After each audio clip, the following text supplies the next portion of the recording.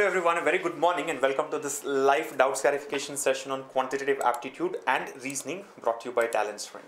Well, at the outset, apologies for this delay in the start. My bad, I was stuck with something. So sincere apologies for that, but I'm sure we'll all make it up with the very good doubts clarification session here.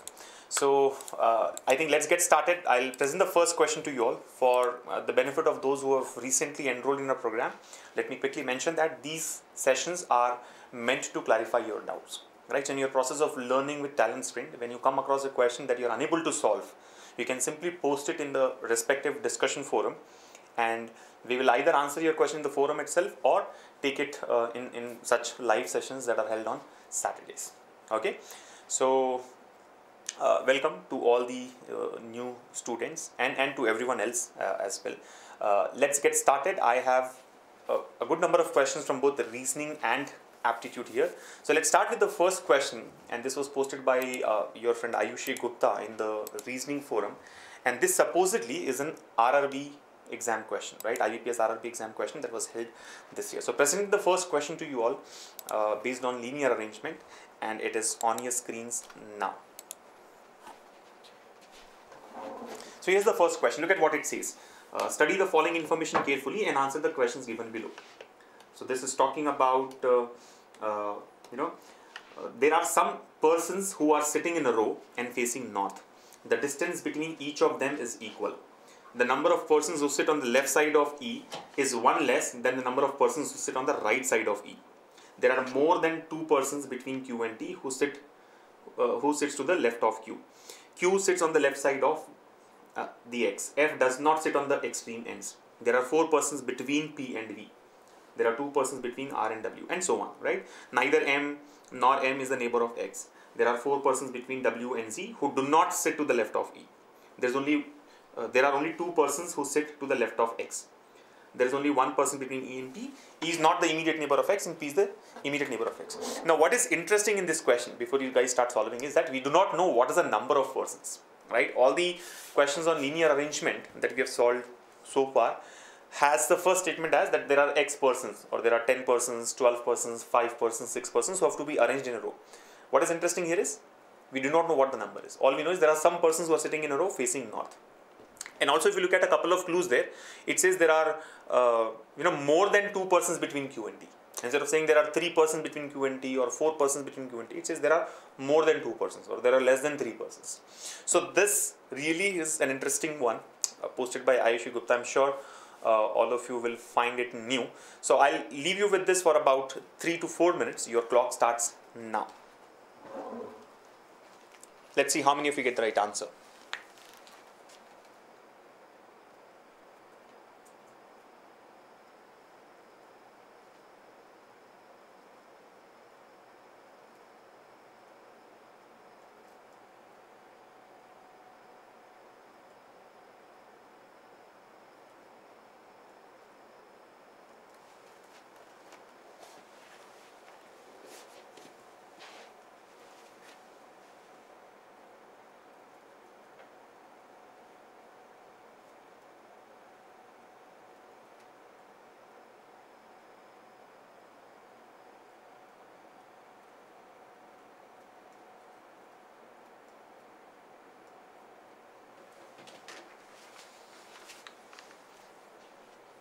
Please keep me posted about your progress so that I know how you guys are,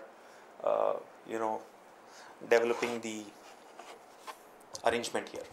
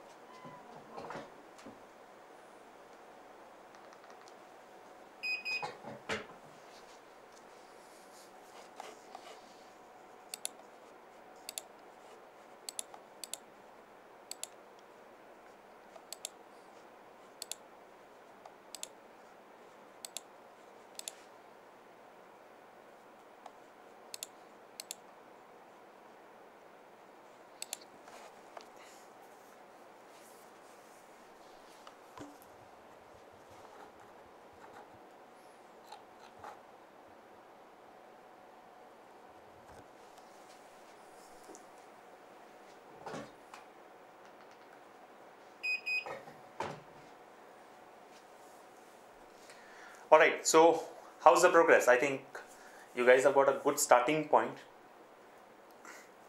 if you start with E, because that gives us some very useful information.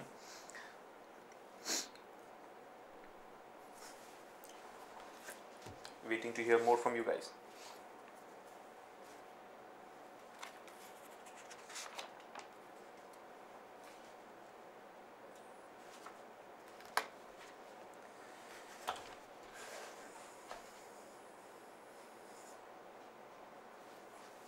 Rajesh Kumar has already given up. He says, I don't know from where to start. It's really confusing. Alright, Rajesh, don't worry. A minute more and then we will discuss it here. Lakshman, I guess, is still trying.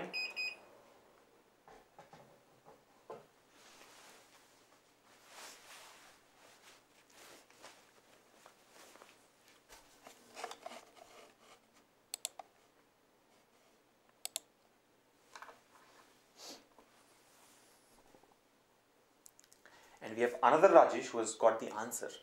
Alright.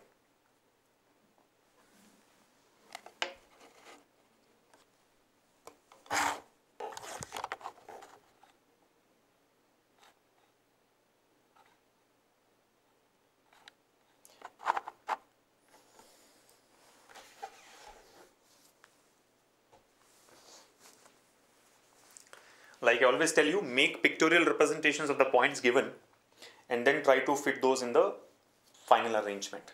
Reading the sentences again and again would make it time consuming.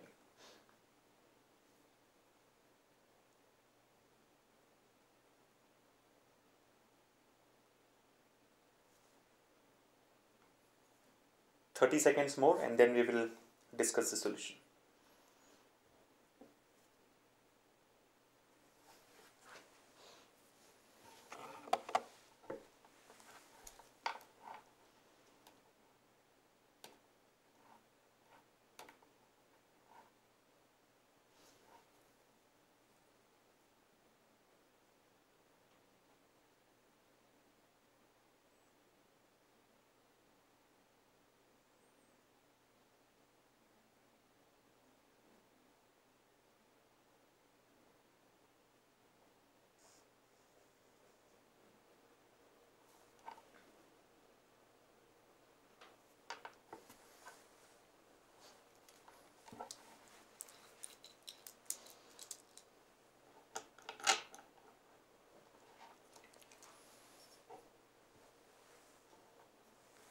Alright, so the time is up. Let's discuss the solution now. I think only 2-3 of you have got the answer. Rajesh, Soni, and I think one more person.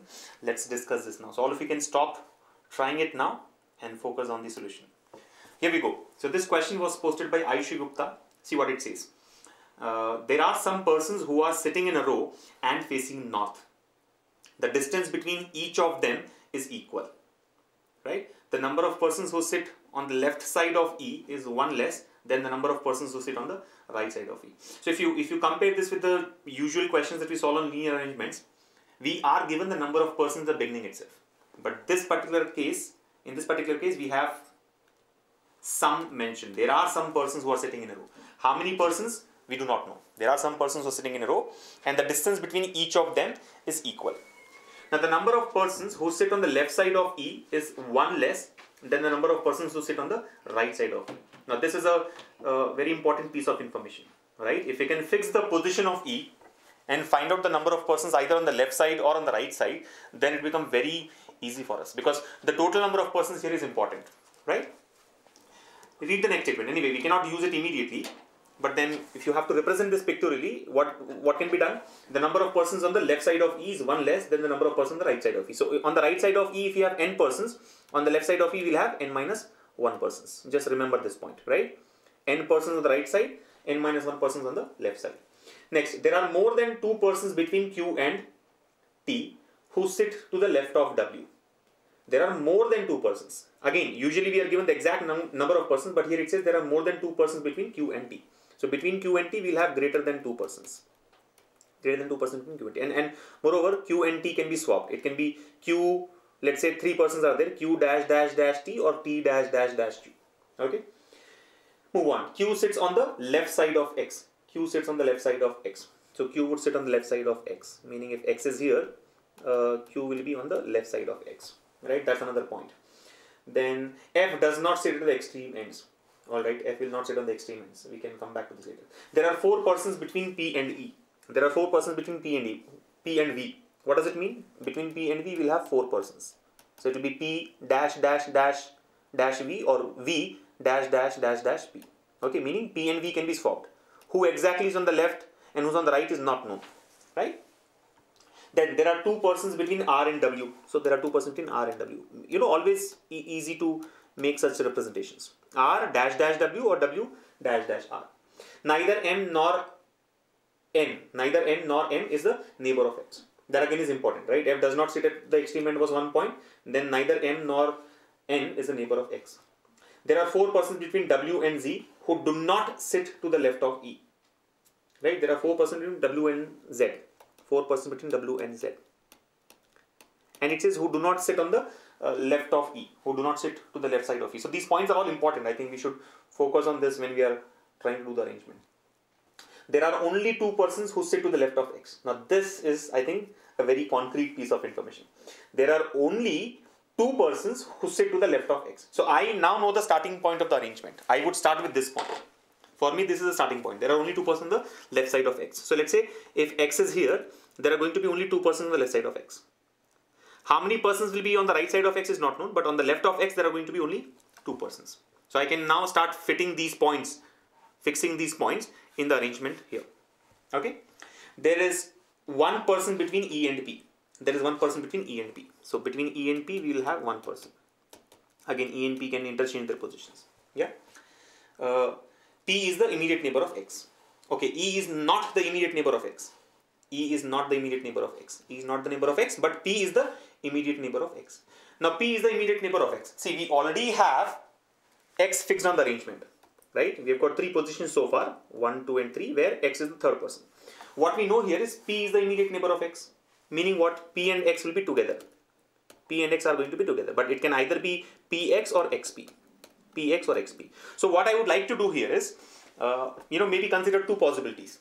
In possibility 1, take P on the left of X. In possibility 2, take P on the right of X. So let's take 2 arrangements. In the first one, let me take P here. In the second one, let me take P on this side. Yes or no? So this point has been arranged now. See, all these pictorial representations now have to be fixed here in both the cases. And we will figure out which one is right and which one is wrong. So the first part is done. P should be an immediate neighbor of X. We have considered 2 cases. P on the left of X here and P on the right of X. On the second case. Now that P has come on the arrangement, can we also use E? Because we know something about P and E, right? What do we know?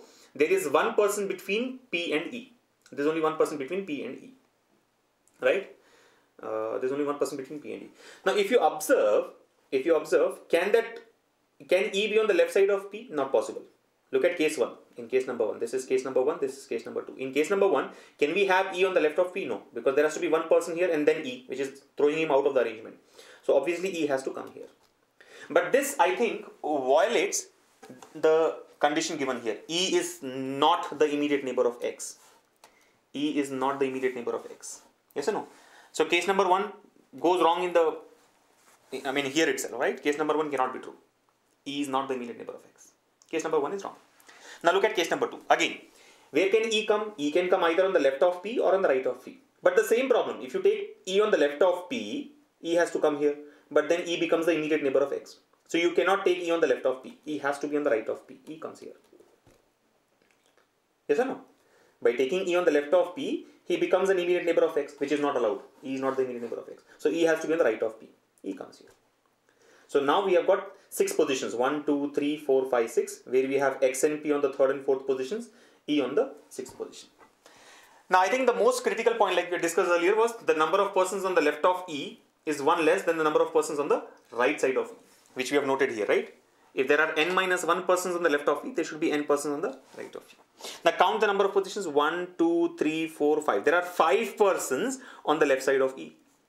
If n minus 1 is 5, n should be 6.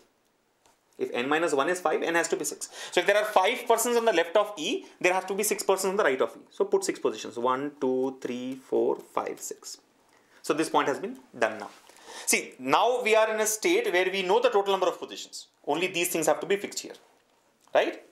There are 1, 2, 3, 4, 5 positions on the left of E and 6 positions on the right of E. Okay, so we have used this point. We have also used this one.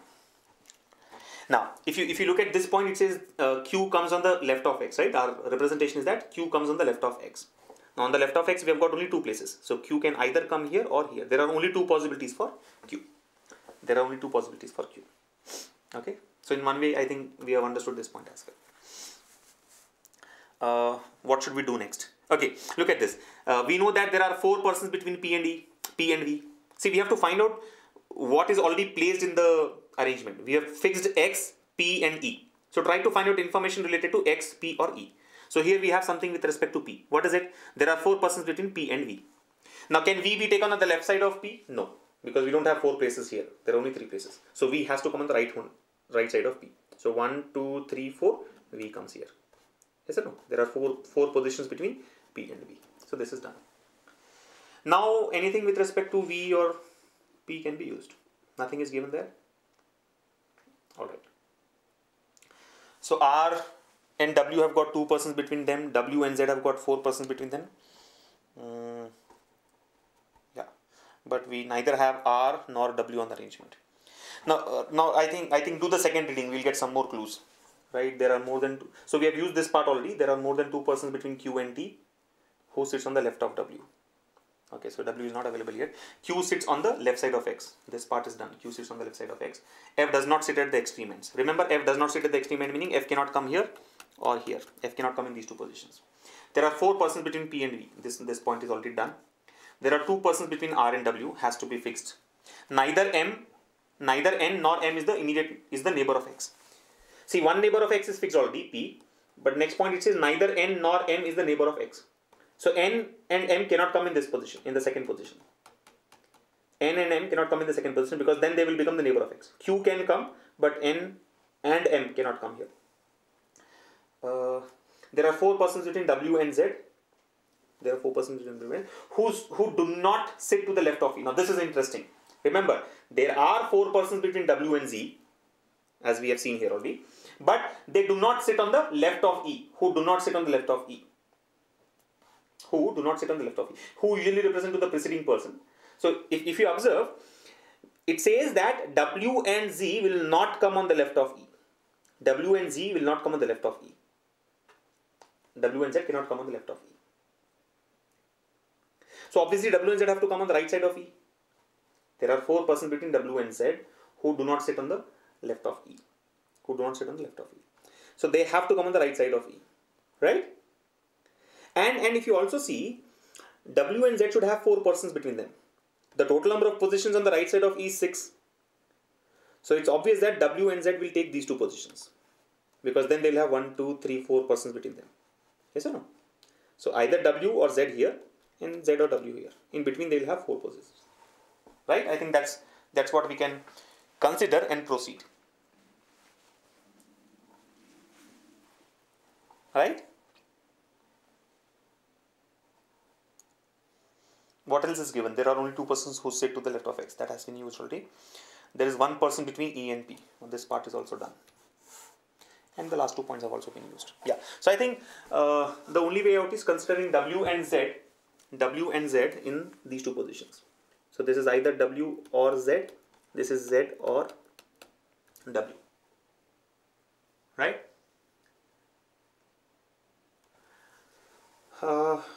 Now that W is fixed, W is not exactly fixed, but we know the 2 possible positions of W. I think we can try to fix R, because what we know is, so let's say we have used this point already. What we know next is there are 2 persons between R and W. There are 2 persons between R and W. Now see, can you take W in this position? Can actually W become the extreme position? No, because if W comes here, R has to come in the place of V. Why? There has to be 2 persons. There have to be 2 persons between R and W. So if W is here, 1, 2, and R has to come here, which is not possible because V is already taken this place, which means W cannot come here. So Z has to come here, and if Z comes here, W comes in the other position. You're getting it? W and then Z here. There are 4 persons between them. Now use this point. There are 2 persons between R and W. Can R go on that side? Not possible, because if W is here, 1, 2, this has to be R, but this is already blocked by P. So take R on the right hand side. 1, 2 and R comes here. So this is also fixed. This is also fixed, right? Okay, what next? So there are 2 persons between R and W is fixed. Okay, there are more than 2 persons between Q and T who sits on the left of W. So again here, it means T sits on the left of W. There are more than 2 persons between Q and T. So this point has to be used, right? There are more than 2 persons between Q and T, and T sits on the left of W. T sits on the left of W, or Q and T sits on the left of W.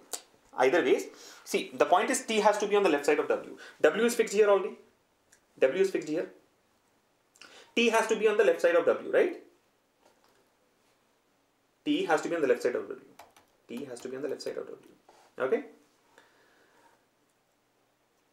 So now if you try to use this particular point along with this one, if you use the combination of these two, we will get the positions of Q and T. See, T has to come here on the left side of W, right? So T can come in this place, or in this place, or in this place. There are only 3 possible positions for T, right?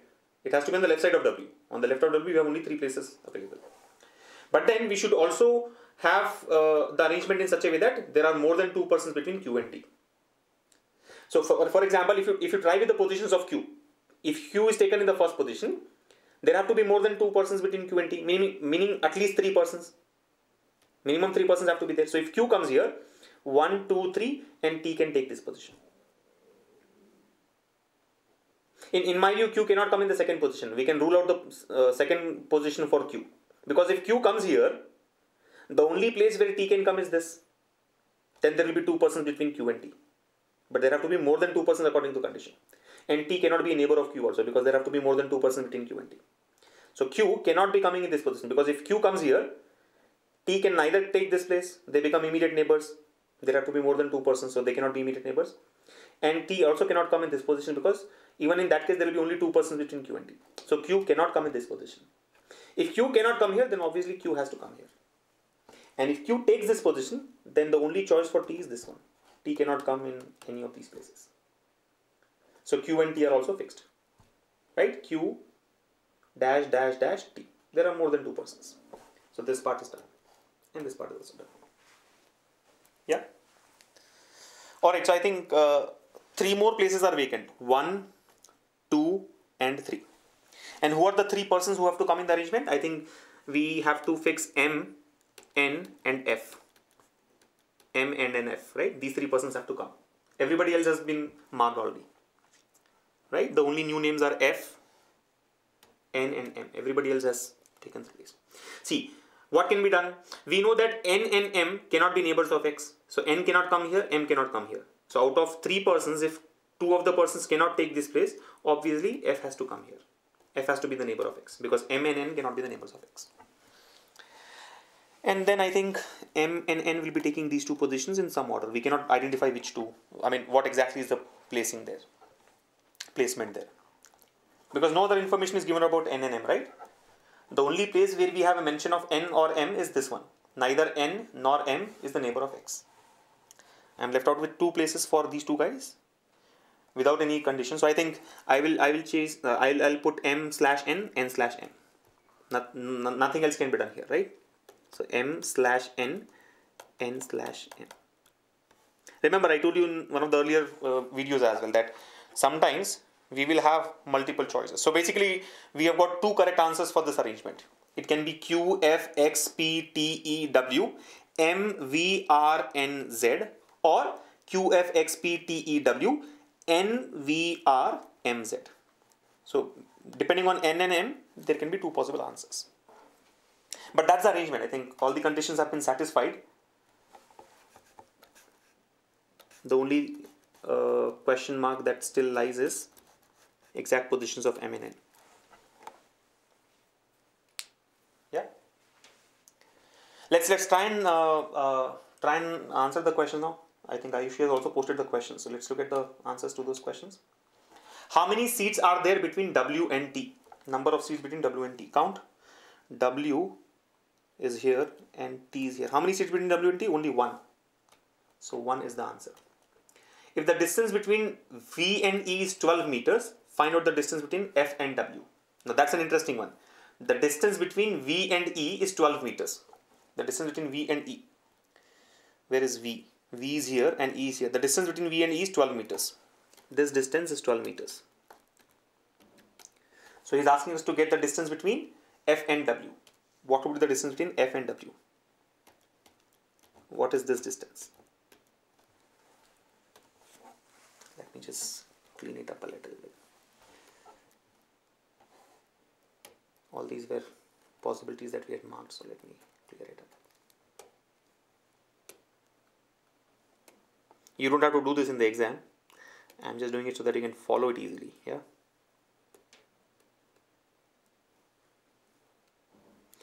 Alright, so this question is on distance basically. Remember, I mean, the point given here was the distance between each of them is equal. They are placed equidistant. Now, distance between E and V is 12 meters. What do you understand by that? See, between E and V, we have got two persons.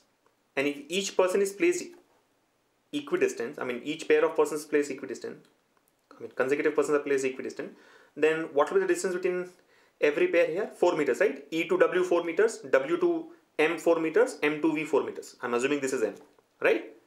So I think the distance between consecutive persons is 4 meters. Yes or no? E to W, W to M, M to V. 4 meters each, right? So I think distance is 4 meters. Simple observation, right? 4 meters between consecutive persons. 4 plus 4 plus 4, 12. So what will be the distance from F to W? What's the question? F to W. So 4 plus 4 plus 4 plus 4 and 4. How many meters? 20 meters, right? 4. So this will be 4 plus 4, 8 plus 4, 12 plus 4, 16 and plus 4, 20. So the distance between F and W is going to be 20 meters. 20 meters, option 3. Yes. How many persons are there in that row? How many persons are there in that row? How many persons are there? I think 5 here and 6 here. 11 plus E, 12 persons. Don't have to count it actually, right? 12 persons, option 2. Who among the following sits third to the right of T? Who among the following sits third to the right of T? Third to the right of T, T is here, right side of T. First, second, third. Third to the right of T is M or N. Yes or no? All the persons are facing north, so right will be right side only. Third to the right of T. First, second, third. M or N. N, no. M, no. F, no. Either 1 or 2. Option 4 will be the answer. Either 1 or 2 meaning either N or M. Option 4 is the answer here. Right, so I think 4 marks in about 3 minutes, not more than that. So interesting question. The most interesting part, like I mentioned here, was that the total number of persons were not known to us initially. Right? So as you proceed with the solution, you figure out that there are total 12 persons and then you try to fill the gaps. But then the approach remains the same. Try to make pictorial representations of the given sentences and fit those pictures in the final arrangement that you have. You may start with 1 or 2 possibilities. Sometimes it may give you 3, 4 possibilities as well, but don't try to take more than 4, right? I mean, that becomes very time consuming. So we start with 2. Very quickly we figured out which one is wrong and then proceeded with the other one to get the final answer, right? So I think we are done with this. I assume we can now move to the next question.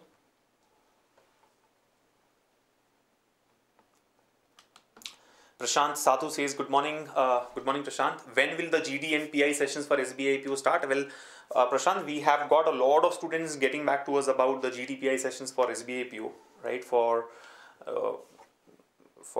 the benefit of others, let me tell you that the SBI IPO mains exam results have been declared and we have many students who have cleared the mains exam and now they want the preparation for interview guidance and the GD preparation there. So we have started giving them the access to the interview guidance course. I think you already have this access, but then what is interesting is we have started adding mock interviews there, right? For the IBPSPO 2017 recruitment, we had conducted mock interviews. So I assume about 5 to 6 of these mock interviews have already been uploaded. You can refer to those mock interviews. It will help you understand what kind of responses did the students give, what kind of questions they're asked by the panelists here. And you know, that feedback will help you, you know, get ready for it. However, we'll do mock interviews for you guys as well. So Prashant, if you have cleared the SBI IPO mains exam at the outset, congratulations, very well done. And just one more step for you to get your SBI IPO dream job. So we'll soon start our mock interviews. By soon I mean the second week of September, because I understand that the actual interviews are scheduled from 24th of September onwards. So the point is, yes, mock interviews for IBPS PO 2017 have already been added to the course. Please refer to those. You will get the schedule of your own mock interview and live classes that we are going to do for the same for interview and GD preparation very soon. Alright. Should we move on to the next one? Anand Kumar says, I took 5 minutes to solve it. It's not good, I think. Yes. Taking 5 minutes to solve this one is not good enough in my view, right? It's not the time. It's not worth the time that you have spent, because there are only 4 questions. And you should be really quick if you're trying to do it. Okay. We have another question. This has been posted by Sony. Your friend at Talent Spend. And Sony, I think I must appreciate and acknowledge that you have been doing really good in the discussion forum. I feel so glad looking at your responses in the forum, because you're so elaborate and precise to the question that is being asked. So very well done, Sony, and please keep it up. Please keep participating in the forum, because that's one very useful way of learning things, right? You actually learn things when you try to teach it to somebody, right? So well done, Sony, keep it up. So here's a question from Sony. It says a certain number of people sitting in a linear row facing the north direction, only 3 people sit between A and R. So this is also similar to what we have just solved, right? A certain number of people are sitting in a linear row. How many people? We do not know. Some number of people. And then again, some points have been given there. So let's take it up. This time I hope you have a approach. So see how many of you get the answer. Here we go.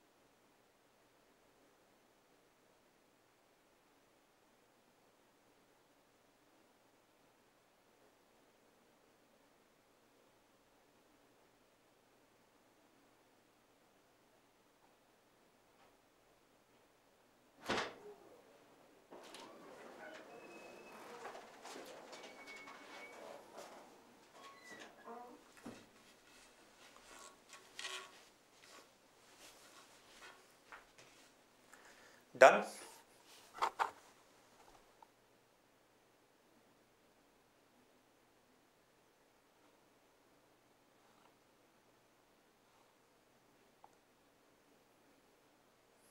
Okay, Anand Kumar and Naveen have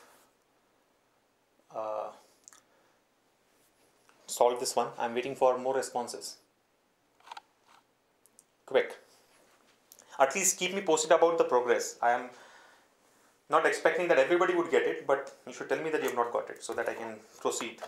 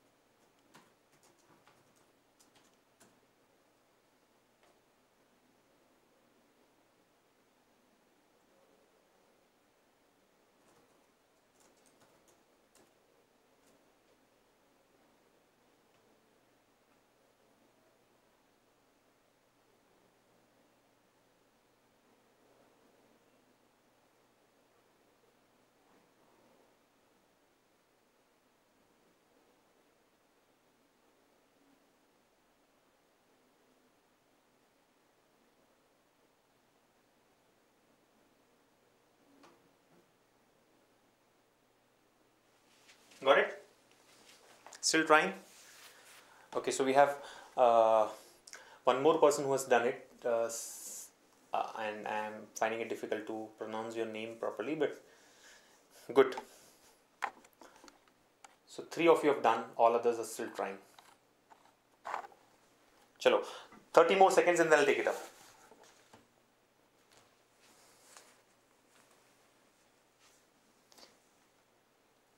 The approach remains the same. Make pictorial representations of the given sentences and fix it in the graph, in the arrangement there.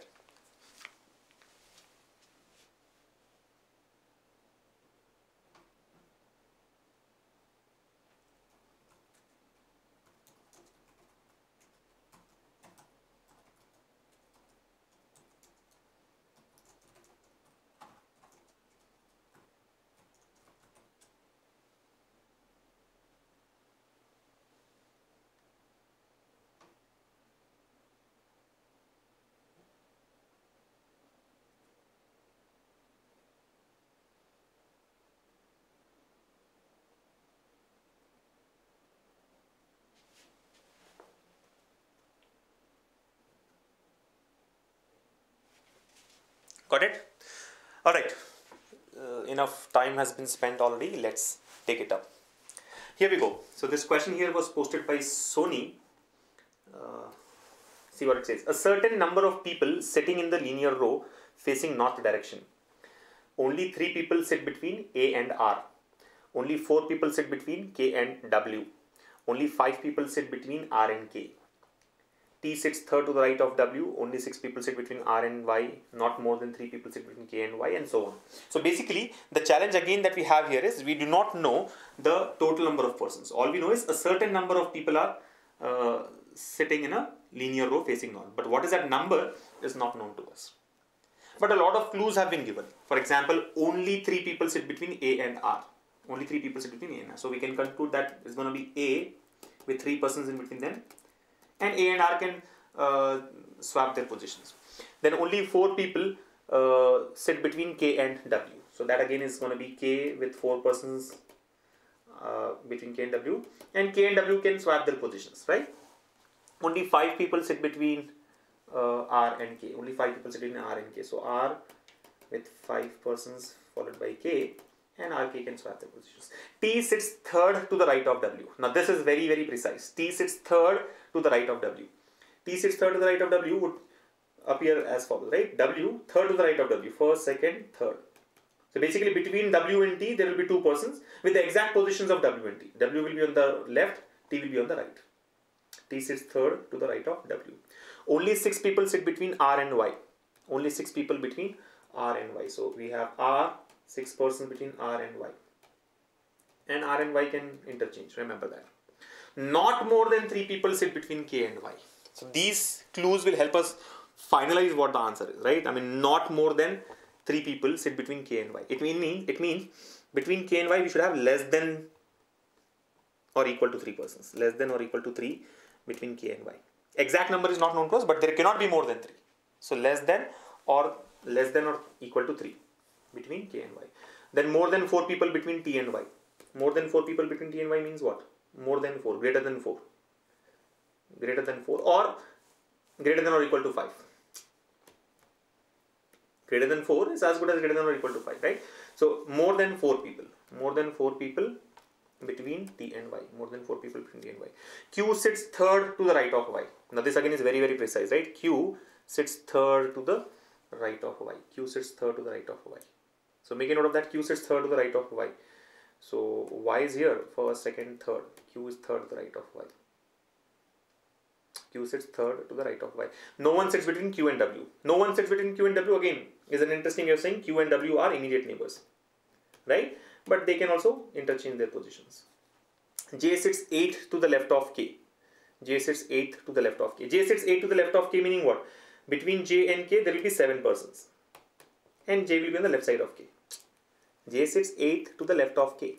So K, left of K will be J. Between J and K there will be 7 persons. Remember, don't say 8 persons between, don't take 8 persons between J and K. J is the 8th person. So if J is the 8th person, in between J and K there will be 7 persons. And the last point is not more than 3 persons sit between A and J. Not more than 3 persons between A and J. Meaning less than 3 between A and J. So A less than 3 and J. Again, they can also interchange their position. Remember, in all these 3 cases, T and Y can interchange or A and J can interchange their positions. So with this data, we now have to proceed and find out what can be the, how will the solution look like? How will the arrangement look like? So I think, see, lot of connected statements are there.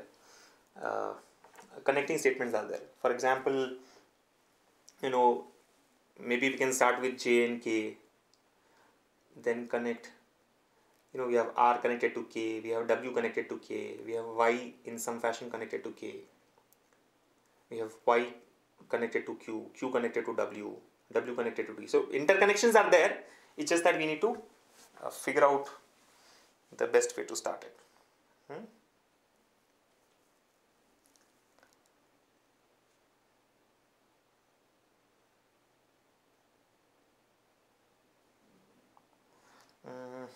So how do we proceed? I'm just thinking what can be the best way to start.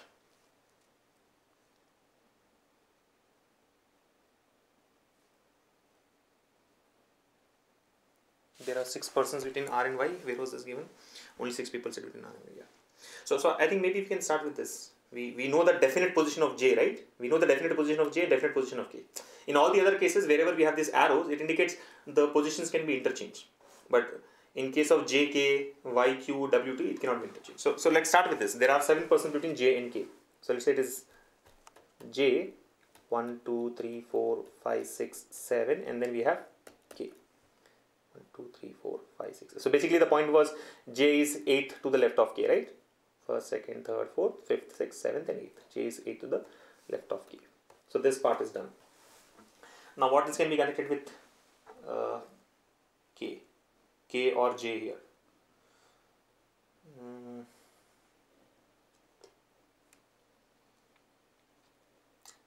W and T, Y and Q, nothing can be connected, yeah?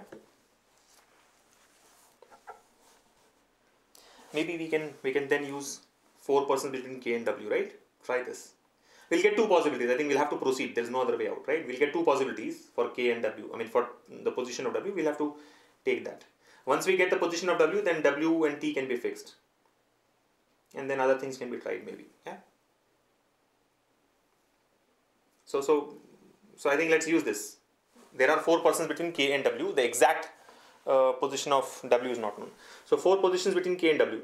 Either you can take W on the left of K or on the right of K. So let me first duplicate this. J, 1, 2, 3, 4, 5, 6, 7. Then we have K here. In one case, we'll take W on the left of K. So 1, 2, 3, 4, W comes here. In the other case, let's take it on the right of K. 1, 2, 3, 4, and W comes here. 4 persons between K and W.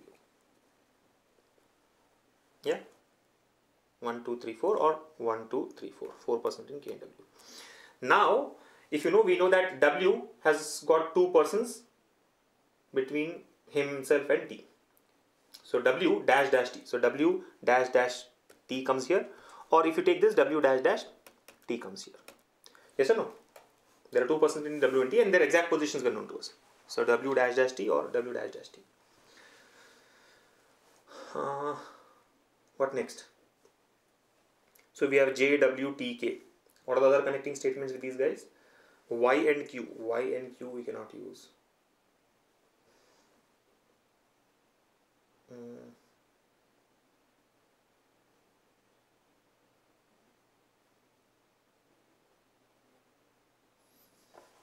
These things are also difficult to check now. Greater than or equal to 3 between K and Y.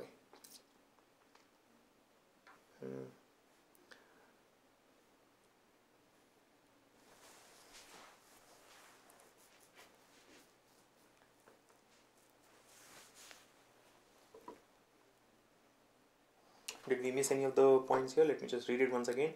Only 3 people sit between A and R. Only 4 people sit between K and W. Only 5 people sit between R and K.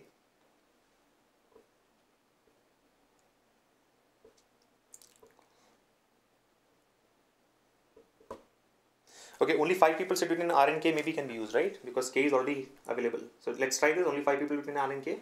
Say K is here, right? 1, 2, 3, 4, 5. R cannot come here. There should be 5 people between R and K with bidirectional possibility, right? K, R can come on the left of K or right of K. If I take on the left of K, 1, 2, 3, 4, 5, R cannot come here. Oh, sorry. 5 people between R and K. 1, 2, 3, 4, 5, R can come here. Or 1, 2, 3, R can go that side. Simply R can come here or R can go. So it's giving us 2 possibilities.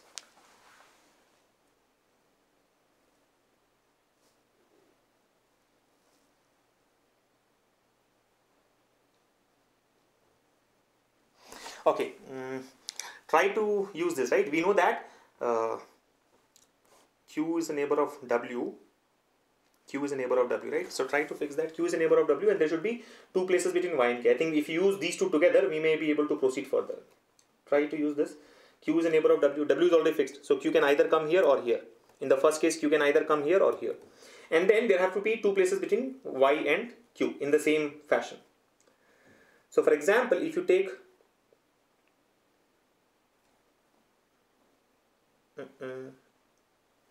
it's still giving us multiple possibilities. So maybe our start was not good enough, right? Yeah. So I think the way we have started is not helping us complete it because we are getting multiple possibilities. This 2 will now develop into 4 because Q is a neighbor of W. We have 2 possibilities. Here also we have got 2 possibilities. Trying all 4 is time consuming, but now that we have spent so much time, instead of trying it afresh from the beginning with some other starting point, we better duplicate this itself into 4. I think maybe that will be quicker. You're getting it? See, it's all situational. You have to understand that when you're answering questions from arrangements, right? Linear arrangement. We have spent about, let's say, 2 minutes of our time. Don't go by the amount of time that we have spent here because I am giving a detailed explanation, so it takes longer. But when you are solving it in the exam, to come to this state, you might have spent about 2 minutes. Now, it's not helping us move further, right? Because for everything, we are getting 2 possibilities. So there are 2 ways, 2 things. Either you may like to skip it now and jump to the next question, or if you want to proceed further. How do you proceed further? See, one part of your brain says, this was not the best start. Let me start from some other point. Maybe I'll be able to do it faster.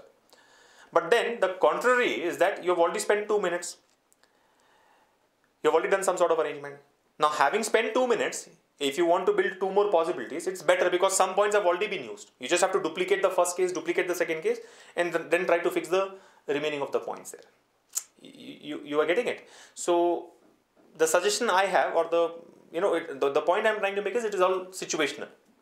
There is no fixed rule that should I start from the beginning again, or should I, convert this to 4 possibilities? It all depends on how much time you have left in the exam and how confident you are to, complete and fix all the points there. So I think what I would like to do is, now that we spent so much time, let's duplicate and see what happens. Okay. So I'll duplicate first case, second case, and then try to fix the positions of Q, because that will help us to a great extent. Okay. So let me duplicate the first case. J dash dash W dash dash T dash K. Right. And this is J 1 2 3 4 5 6 7 K 1 2 3 4 W 1 2 T. Okay. Now I'm trying to fix this. Q and W are neighbors. So Q or Q. Q or Q. So this point is done. Now Y dash dash Q. So Y will come here, dash dash Q. In this case, Y would come here, dash dash Q. In this case, Y comes here, dash dash Q. In this case, everything seems correct. Y dash dash Q. So 4 possibilities. Still there are 4 possibilities. Y dash dash Q.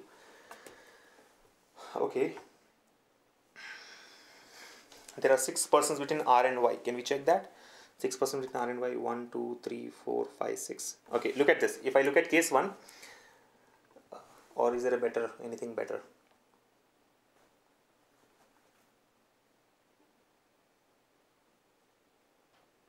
Some cases maybe we can rule out because Y and T have come. See, now we have these conditions that we have, right? Greater than 3, less than 3, greater than 4, less than 3, less than or equal to 3. These things will help us eliminate the wrong options here, right? Wherever we have fixed data like A, 3R, K, 4W, these things will help us build the arrangement, but greater than, less than, these inequalities will help us eliminate the wrong ones. For example, I know that between T and Y there should be more than 4 persons. Between T and Y there have to be more than 4 persons. If you look at the first, if you look at the second arrangement here, between T and Y, how many do we have? T to Y, 1, 2, 3, 4. Yes or no? Between T and Y, we have got only 4 persons. 1, 2, 3, 4. But the data says T and Y should have more than 4 persons between them. So I can say that this case number 2 is wrong. Case number 1 appears correct because between T and Y, 1, 2, 3, 4, 5, 6 persons are there. Right? Look at case number 4. Between T and Y, we have only 4 persons. 1, 2, 3, 4. Only 4 persons are there again between T and Y. It goes against the condition, right? Condition says T and Y should have more than 4 persons. So this is also wrong. Case number 3 appears right. 1, 2, 3, 4, 5, 6. So now I can say this condition has been satisfied. This condition has been satisfied in case 1 and case 3. And based on that, we were able to eliminate case 2 and case 4. Likewise, you can maybe check K and Y. Between K and Y, there have to be less than or equal to 3 persons. Between K and Y, there should be less than or equal to 3. So this is okay. K and Y are immediate neighbors, okay. Because less than or equal to 3 persons, 0 persons. But here, if you look at case number 1, we have got more than 3 persons between K and Y. You see? Visually we know that we have got greater than 3 persons between K and Y. But the data says between K and Y, there should be less than or equal to 3 persons. So case number 1 is also wrong. Done. So now that this condition has also been satisfied, we can say that whatever we have got in case number 3 is correct. Right? 1, 2, 3 and 4. So 1, 2 and 4 are eliminated based on these conditions given here. Okay. Now try to fix the remaining stuff. Okay. Between R and Y, there have to be 6 persons. So if you see, Y is fixed here, 1, 2, 3, 4, 5, 6. R cannot come here. So R has to come on that side. 1, 2, 3, 4, 5, 6. R comes here. You getting it? Between R and Y, there have to be 6 persons. 1, 2, 3, 4, 5, 6. Because R cannot come on that side. It is colliding with T. So this point is verified. Between R and K, there have to be 5 persons.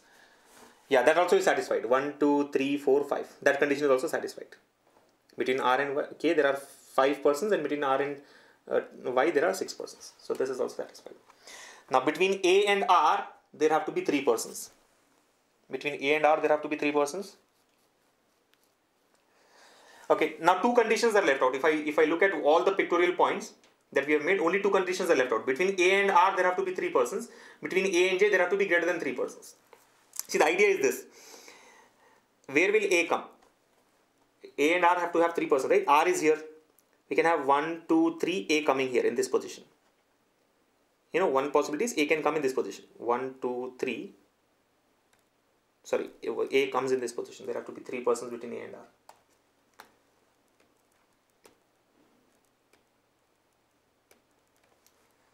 Let me actually write it and show it to you. Let's assume there are 3% between A and R, right? So R is here, 1, 2, 3, A comes here. Let's assume. But this will lead to what? See, we know that between A and J, there have to be less than 3 persons. So J is here and A comes here. How many persons are there in between them? 1, 2, 3, 4, 5 persons. So is it not violating this condition? Yes. Which means A cannot come here. So if A cannot come here, A has to go on the left of R. So we can say 1, 2, 3 and A comes here. Between A and R, there have to be 3 persons. So 1, 2, 3 and that's done. And now this condition is also, so this is satisfied, this is also satisfied. Between A and J, there should be less than 3 persons. Yes. Between A and J, there is only 1 person, less than 3 persons. And now that we have done all the, all the conditions have been satisfied, we can consider case number 3 to be correct. Based on that, answer the questions. Case number 3 is correct. A lot of gaps are there, but the data was given in such a way that we have to only do this much of filling. All this, don't get confused that I do not know who comes in these places. That data is not available. Okay. So I think, yeah, all the conditions have been satisfied. We can now proceed with checking the answers. Look at the questions. How many people are sitting in the linear row? How many people are sitting in the linear row? Count. 1, 2, 3, 4, 5, 6, 7, 8, 9, 10, 11, 12, 13, 14, 15, 16, 17, 18, 19. 19 persons. Is it there? Yes. Option 1. How many people sit between A and J? How many people sit between A and J? Only 1 person sits between A and J. So 1, yes, option 4. Look at next. If 3 people sit between W and H, which of the following statement is definitely true? If 3 people sit between W and H, which of the following statement is definitely true? 3 people between W and H. See, W is already fixed. There is H. Where will H come? 3 people sit between W and H. See, understand, this is definitely correct. Whatever we have done is, is there. But now we have to place H also. So 3 people sit between W and H. 1, 2, 3, H cannot come here. So H has to come, 1, 2, H has to come here. Yes or no? See, H cannot replace Y, right? Y is already taken that position. So H has to be taken this side. And this is an additional condition. Now don't get confused. How is H going out of the arrangement? This is an if condition. He says if 3 people sit between W and H. Then the only way out, is H has to be taken on the left side, on the right side of W.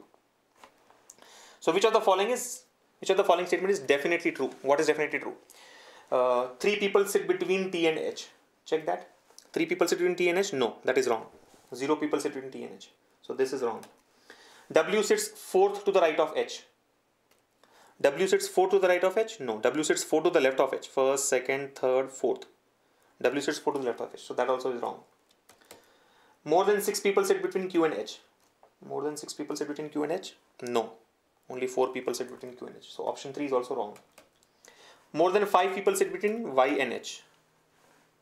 More than 5 people sit between Y and H. Check that.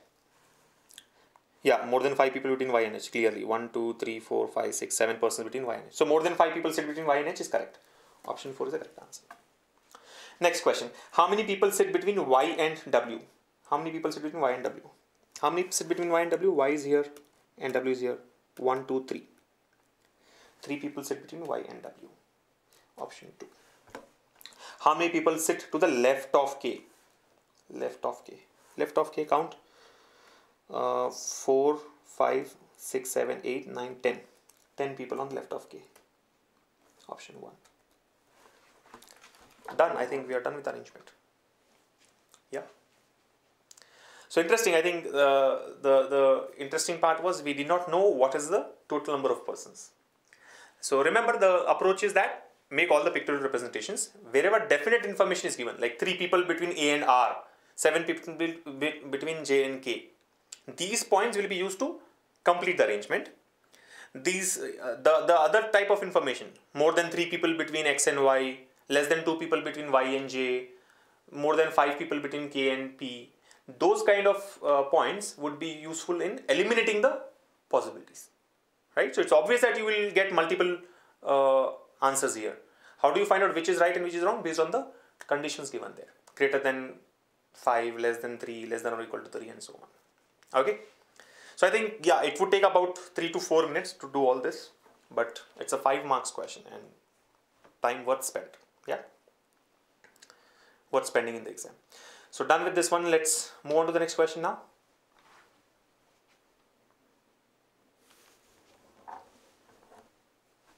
Should we go to the next one? I am assuming all of you have followed this. I can see a lot of answers coming in now to the questions that were asked along with this data. Murli says small data with big blast. Yeah, and I think you can kind of take it for granted that if the question has come from Sony, it is not like something very straightforward, because like I said, she's been very active on the forum. Means she's practicing regularly, means she would be able to solve straight ones without any difficulty. And the fact that she's helping so many students out there, she or he, I'm sorry, is helping so many students out there, proves that the concepts are all well built. Sometimes you get stuck. So yeah, small data with big blast is one way of looking at it. Somebody says it's RRB PO puzzle. Okay, so interesting. RRB PO puzzles.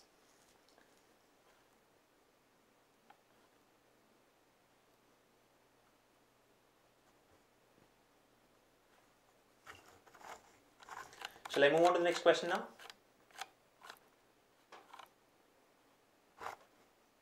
Alright, the next question. Next question is on, okay, this is from Quantitative Aptitude, and I think after a long time, we've got something from permutations and combinations. So let's look at it. Now this one was posted by Ayushi Gupta. It says a deck of 52 cards is taken. From this, 4 cards are to be chosen such that exactly 2 of them are hearts and exactly 2 of them are kings. In how many ways can this be done? Oh, that's interesting. Exactly 2 should be hearts and exactly 2 should be kings. The challenge here is, you guys know that there is one king from the, from the category of hearts. So that's where it becomes a little difficult to understand, right? You have to choose 4 cards from a normal deck of 52 cards. Exactly 2 hearts, exactly 2 kings.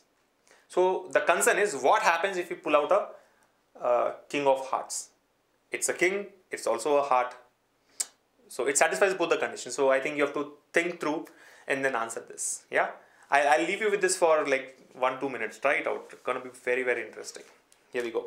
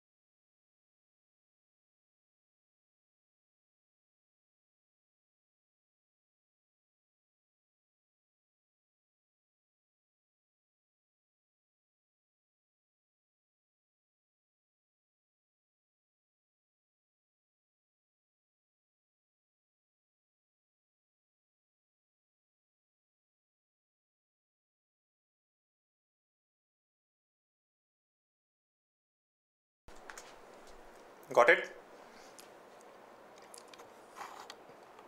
I think Nilab has got 1494, which is option B. And that is it. Only one response. Chalo, how many of you are trying it? How many of you are still trying it? Tell me where exactly are you stuck. Anand Kumar says exactly 2 of them creates the confusion. Yes.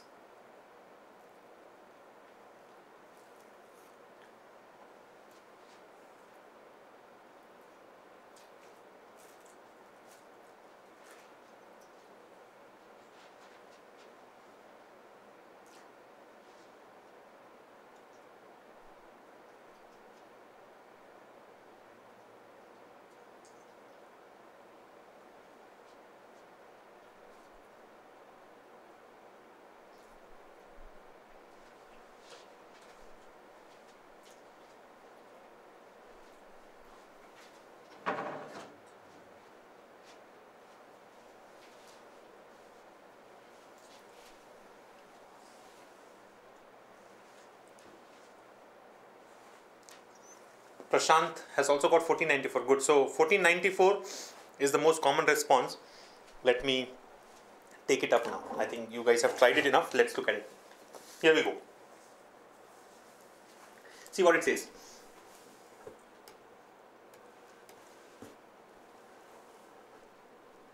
So the question here is, a deck of 52 cards is taken. From this, 4 cards are to be chosen such that exactly 2 of them are hearts and exactly 2 of them are kings. In how many ways can this be done? Now, first and foremost, understand if it is a permutation based question or a combination based question. This is going to be a combination based question. Right? Is it a permutation or a combination? It's a combination. Why? We only have to choose cards. We don't have to arrange them. Right? We are choosing cards here. So very clearly you have to use NCR and not NPR. Alright. Now, what is the condition? We are going to choose 4 cards out of 52 such that in such a way that exactly 2 of them are hearts and exactly 2 of them are kings.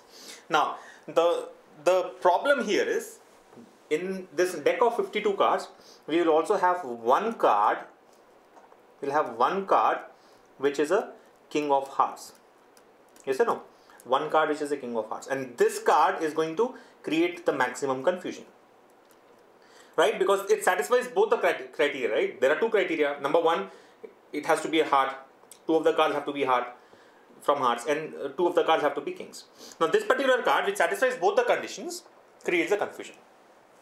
Right? So, what I would suggest is, try to solve the question in 2 parts.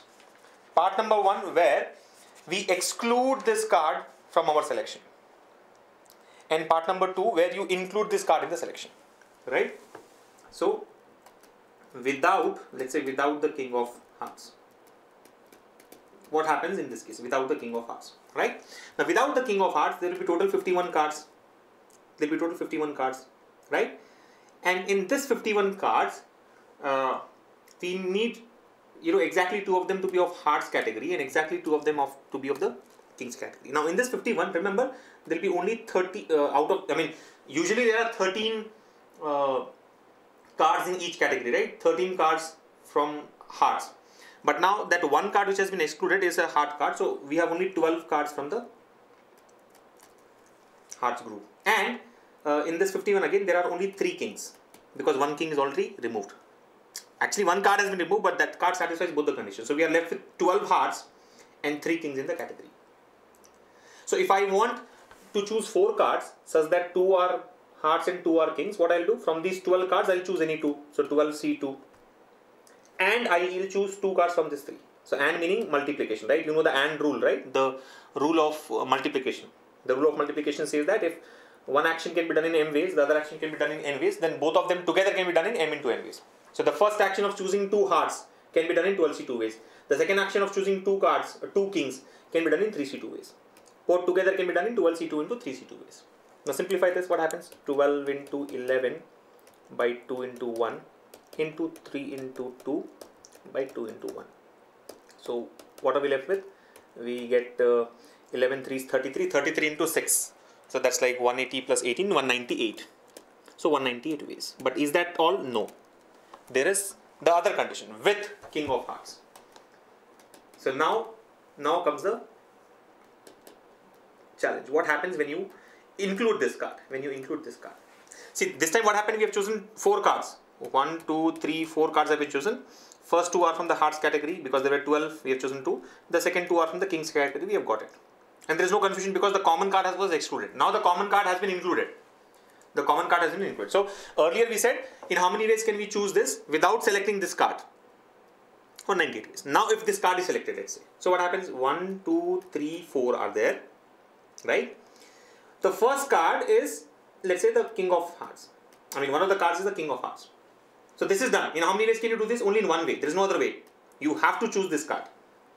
There is no other way, right? There is only one card which has got both kings and hearts. You have to choose that only in one way. This can be done in one way. Now, if you observe, we have already got one king and one heart. We need one more king. How many kings do we have? If this card is already chosen, this king is already chosen, how many more kings do we have? 3 more kings. Yes or no? We have got 3 more kings. We want one king out of that. In how many ways can you do it? 3 ways. Yes or no? There are 3 more kings left out, right? You have to choose one of them. It can be done in 3C1 ways. This is 1C1. One card, you have to choose that. There are 3 more kings. From that, you choose one more king. That can be done in 3C1 ways, which means 3 ways. So if you observe, by now, we have already got 2 kings. King number 1 and king number 2. But we have got only one heart. We need one more heart. Now, that one more heart can be chosen in how many ways? 12 ways. Why? Why is it 12 ways?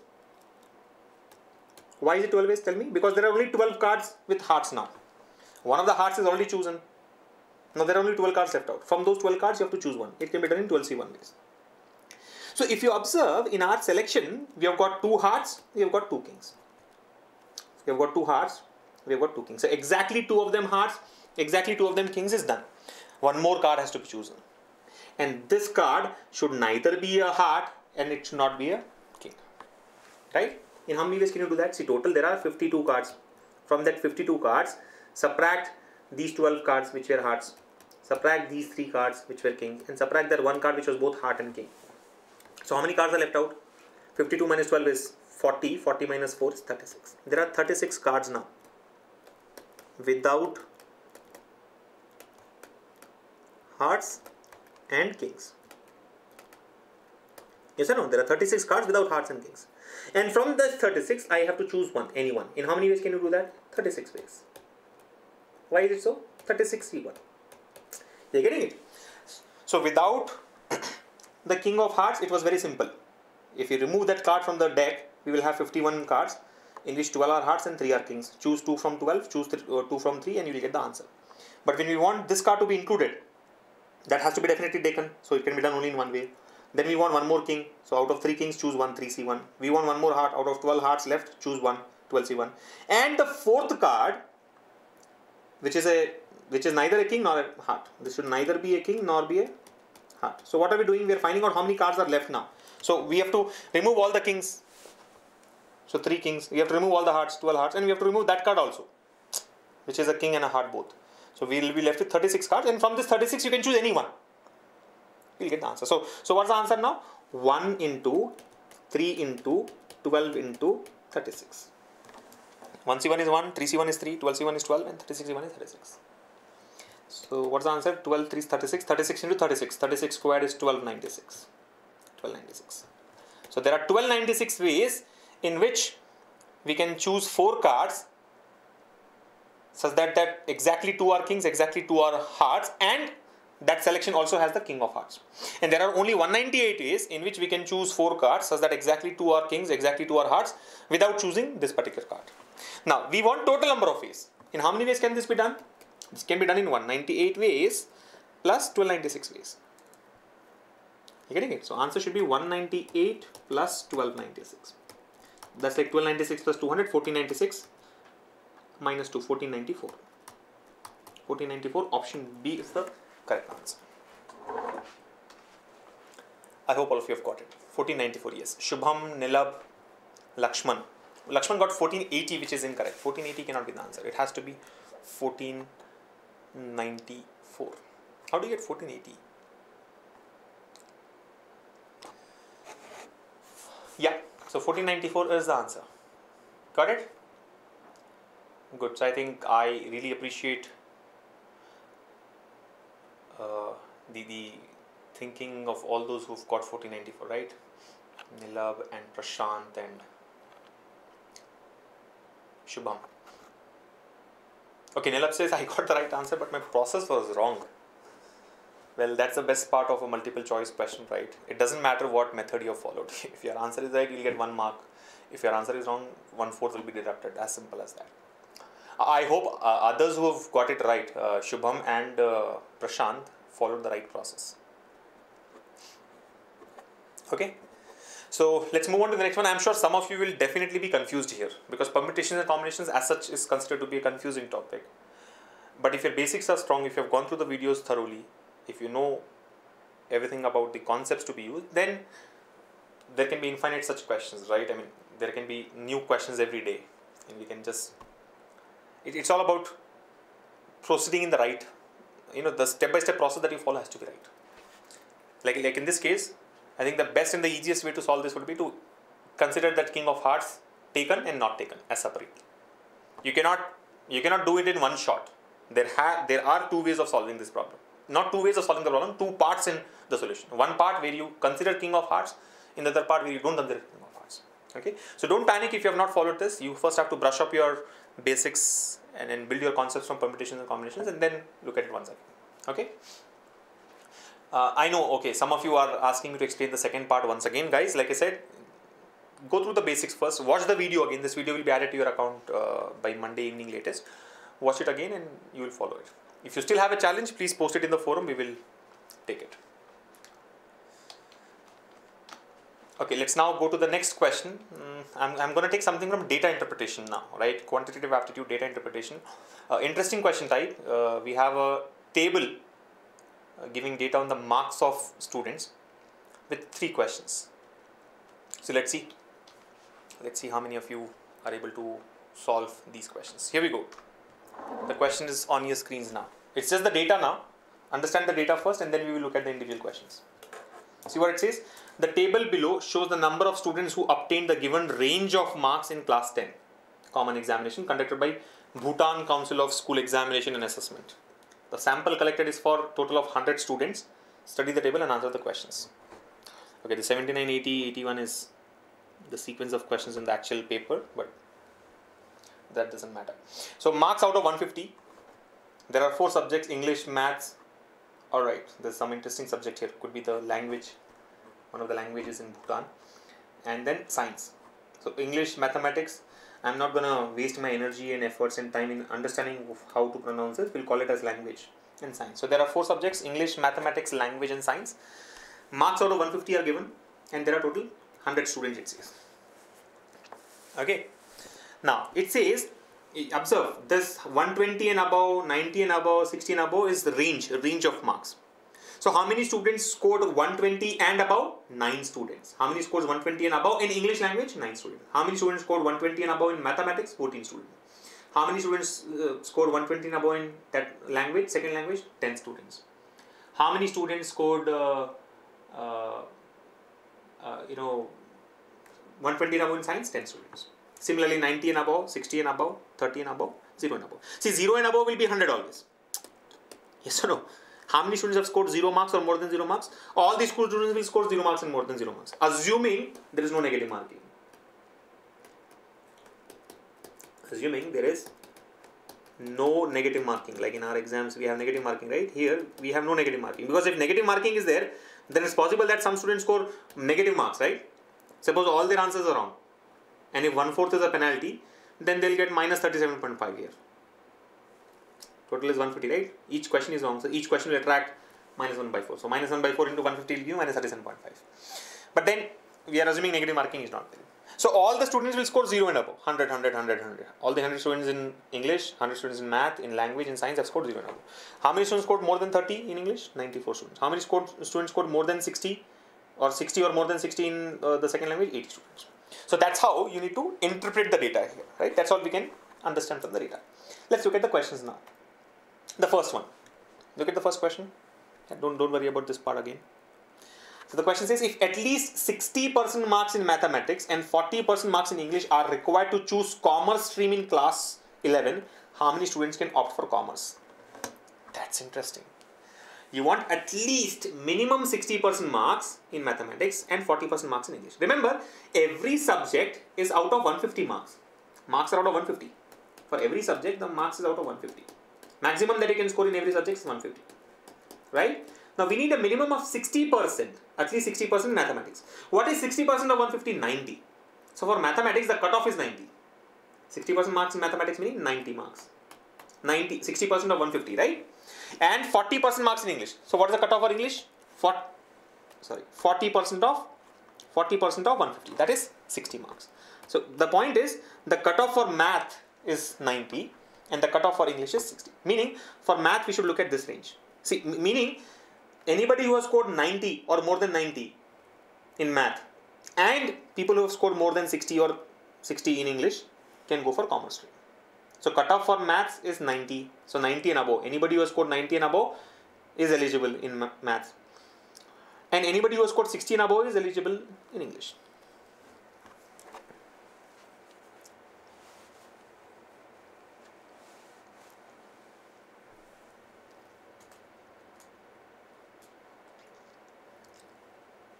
Yeah.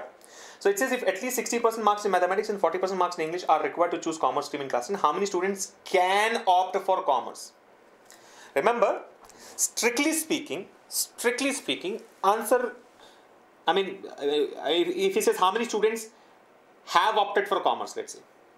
How many students have opted for commerce? In place of can, if the word have is used, how many students have opted for commerce? Answer cannot be determined. Answer cannot be determined in that case. If it says how many students have chosen commerce. We know the cutoff for commerce. 19 math and 16 English.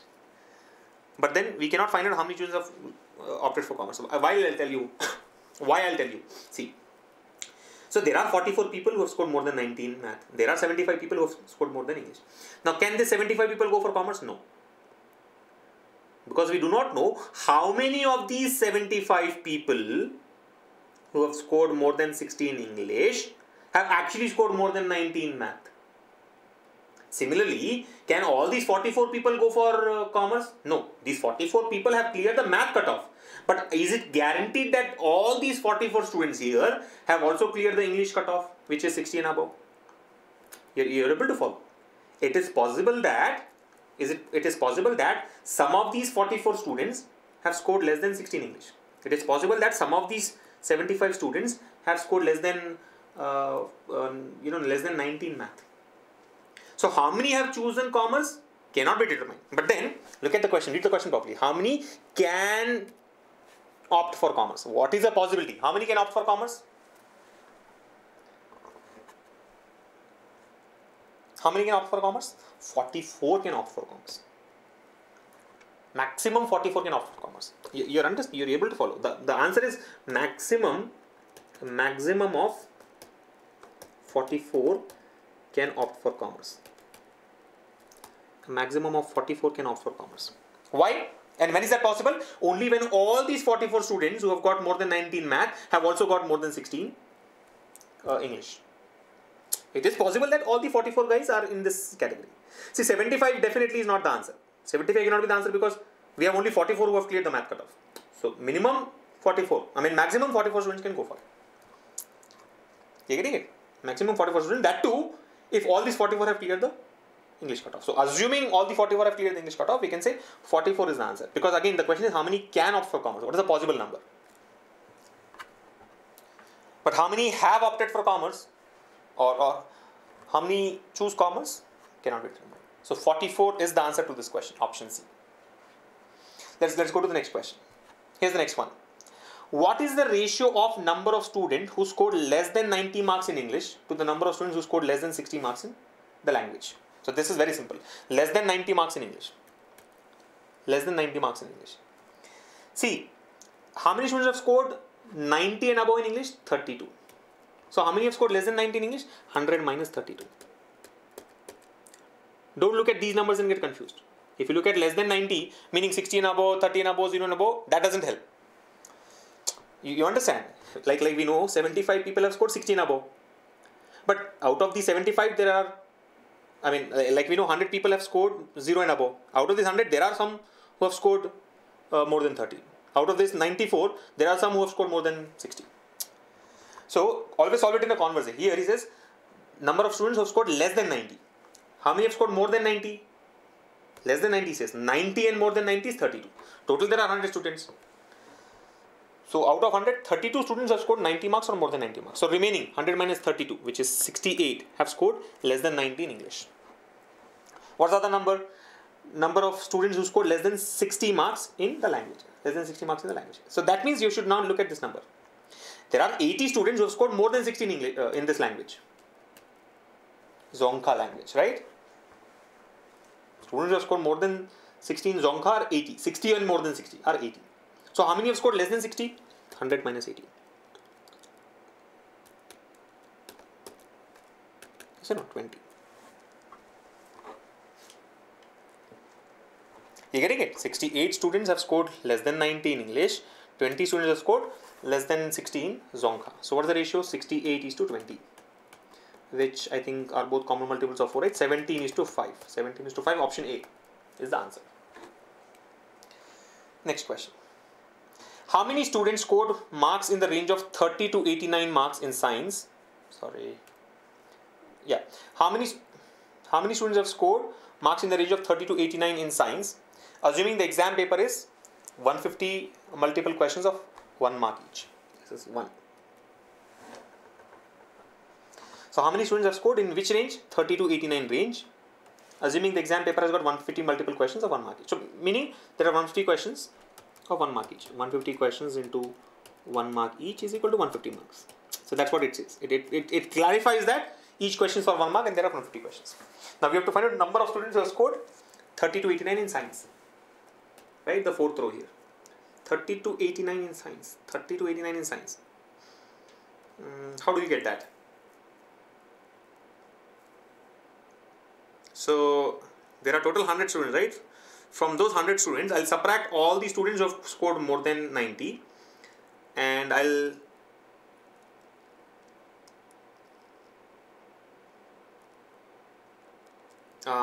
so I think you should take 98 minus 32. That should give you the answer. I'll tell you why.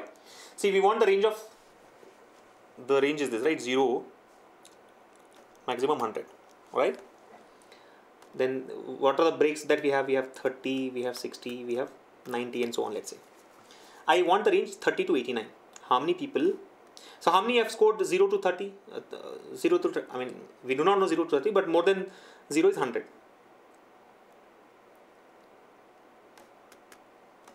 More than 0 is 100. More than 30 is 92 in this case. Understand? 92 students have scored more than 30. Then 81 students have scored more than 60. And 38 students have scored more than 90. Now he is asking us to find out what range the number of people who have scored from 30 to 89. Meaning I should consider all those who have scored more than 30, 92. But from that I should remove all those who have scored more than 90, 90 or more than 90. You getting it? 92 students have scored more than 30. So all these will come in that category. But from that I have to cut off something. What leg will I cut off? This leg. 38. Because these 38 students have scored 90 and above. I want 30 to 89 wala range. 30 to 89. This range. You getting it? So your answer should be total 92 students who have scored more than 30 and less 38 students who have scored more than 90. So 92 minus 38. You getting it? 54 should be the answer. Option C.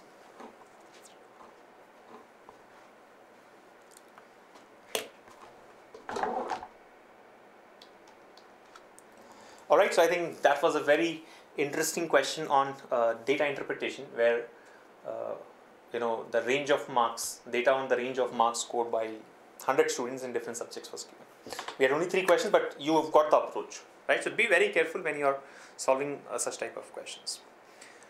This can be made even more complicated, a little more complicated in terms of calculations by giving percentage of students. See, in the data we had exact number of students, but let's say the percentage of students are given and the number of students are not 100, number of students are, let's say, 250. Then you have to do one extra calculation each time, because I know 81 or I know 80% of students have scored 60 and above in Dzongkha language, but that 80% is 80% of 250, which is 200. So that additional calculation will come in, right? Yeah, so it can be made time consuming, but be careful. Especially you have to be clear about the overlapping part, right? I mean, people who have scored 30 and above and people who have scored 60 and above. So all the people who have scored 60 and above will be a part of people who have scored 30 and above. That clarity has to be there so that you can answer even the complex questions from this data easily. Yeah. So I think that's about this question on data interpretation. Shall we move to the next one now?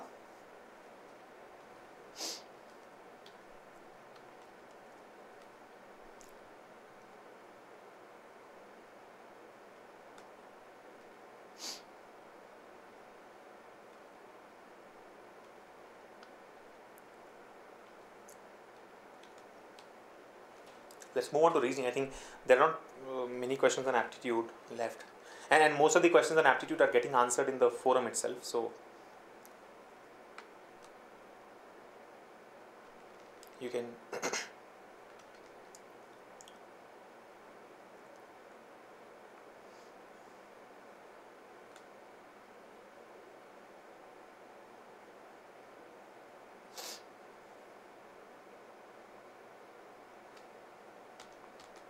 just refer to the forum for your answers to questions on aptitude. Let's take up something else from reasoning, right? Arrangement based questions. So what do we have? We have more arrangements. Okay, here's a question on syllogisms. I think a couple of questions which are posted on syllogisms by Pratibha. Let me post it for you. Here's the first one, right?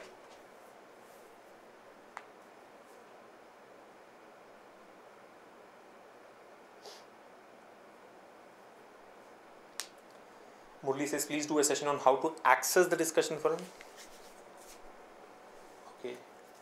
So Murli, I think we'll upload a video if you need one on how to use the discussion forum. Alright, so here's the question. Try it out. Posted by Pratibha on statements and conclusions, syllogisms. And when no directions are given, assume we have to find out which of the conclusions logically follow the given statements.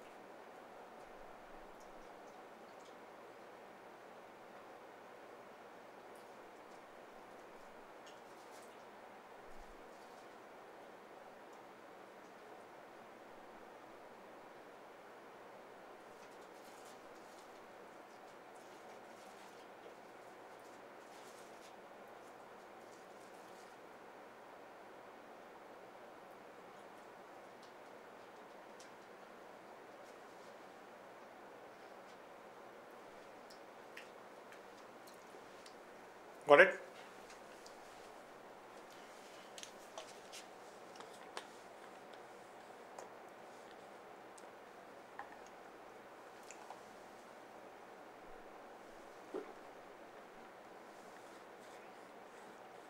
I think many of you have marked both follows as the answer, but on the other hand we have some who says only two follow or only two follows. So let's look at it now. Here we go. Questions on syllogisms by Pratibha. See what it says? All stores are go downs. All stores are go downs. All stores are go downs. Each go down is a warehouse. See, each go down is a warehouse as good as all go downs are warehouse. Each meaning every go down is a warehouse, or all the godowns are warehouse. So all the godowns are warehouses, right? And no shop is a store. So this is a store, no shop is a store. So let's say this is the shop. So shops and stores will not overlap with each other. So that's the basic diagram that we have drawn. Yeah. I'll repeat, all stores are godowns, so all the stores are godowns. Each godown is a warehouse, meaning all the godowns are warehouses. And no shop is a store. Shop and stores will not overlap. Now look at the first conclusion. All stores may not be shops. Pay attention to the word may. May not or may refers to possibility. So this is a possible conclusion, right? The first one, see, you have to first identify if the given conclusion is a possible one or a definite one. This is talking about possibility. It's a possible conclusion or a possibility conclusion, right? Possibility type. And every warehouse may be godown is also a possibility. Right? So both are possibility types. Now an important point that you have to remember is a conclusion that is definite. A conclusion that is definitely true cannot be considered as a possibility. Very, very important point. Please note this.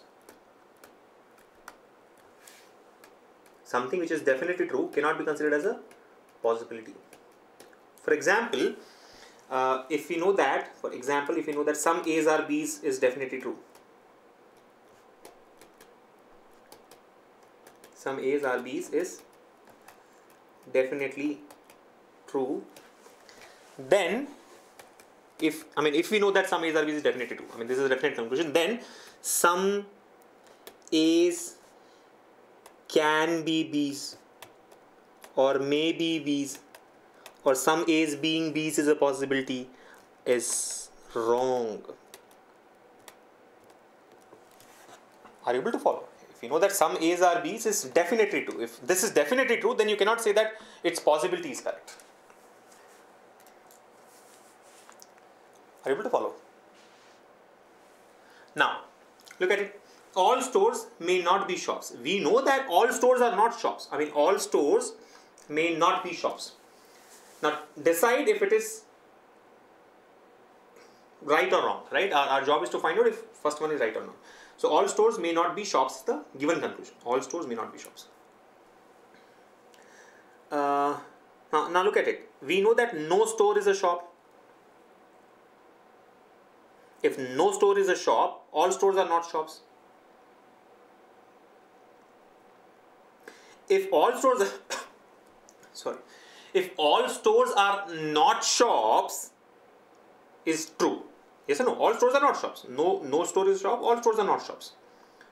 All the stores are not shops. If all the stores are not shops is definitely true. How can you say all stores may not be shops is possible? How can you say all stores may not be shops is true? This is wrong. Are you able to follow? It is false. Conclusion number 1 is false. Be careful. Understand. It is the terminology is a little complex. Try to understand. All stores are actually not shops. Stores and shops cannot overlap with each other. All stores are not shops. It is definitely there. All stores are not shops. Then how can you say all stores may not be shops? It is definitely true, right? So how can you say it's a possibility? How can you say it's possibility is true? I should actually say this is possibility type. I should not say it's possibility. It's a possibility type conclusion. But this conclusion is actually definite. So if something is definite, it cannot be considered as possibility. So first one is wrong. Look at second one. Every warehouse may be go down. Every warehouse may be go down. Now if you see in the basic diagram, what do we see? Some warehouses are go down. Each go down is warehouse. All go downs are warehouse, meaning some warehouses are go down. Some warehouses are go down. Yes? So what is definite? Some warehouses are go down is definite. If I draw a possible diagram, can I consider a possible diagram in this fashion? Look at it. I can draw a possible diagram in such a way that we have stores. All the stores are go downs. All the stores are go downs. Then instead of saying all go downs are warehouse, I can say, instead of drawing warehouse, overlapping go downs, I can say warehouses and go downs are same circle. Yes or no? All go down is a warehouse. Yes, all the go downs and warehouse are in the same circle. They represent the same circle. Or rather, the same circle represents go downs and warehouse. Yes or no? The outer circle is both go downs as well as warehouse. So all stores are go downs. Each go down is a warehouse. Yes, each go down is a warehouse. It's a possible way of drawing it. So is it true or not? Every warehouse may be go down. Yes, every warehouse may be go down. In the first case, in the basic case, every warehouse is not a go down, which means it's not a definite conclusion. It's possible. Yes, it is possible. Every warehouse being go down is possible. Every warehouse being go down is possible. It was a possibility type. Yes, so it is true. Suppose the conclusion says every warehouse is go down. Then we will say wrong, because every warehouse is go down meaning it's a definite conclusion. Every warehouse is go down meaning it's a definite type. It's not a possible type, it's a definite type. Every warehouse is go down. Suppose every warehouse is gone is given. Third conclusion. Let me just write it here. Third conclusion says every warehouse is go down. Every warehouse is go down. Now this is here means what? It's a definite type. It's a definite type. Now tell me, is every warehouse go down? No. Is it definitely true? No. In the basic diagram itself it fails. So it's a false conclusion. So only 2 follows. First one does not follow, only second one follows. Only 2 follows is the answer. Only 2 follows is the answer. Okay. Clear to all of you? So all those who have marked both follows, right? Many of you had marked both follows. Nilab, Prashant, Murli, Shubham, Renuka, all of you, right? All of you have to correct your solution. Sham Sundar also said both follows. The correct answer is only 2 follows. Shall I move to the next one? So let's take up the next one. There's one more question from Pratibha on syllogisms. Here's the question right now. No coffee is tea, some sugar is coffee, no sugar is sweet. And there are 2 conclusions. Tell me what the answer is.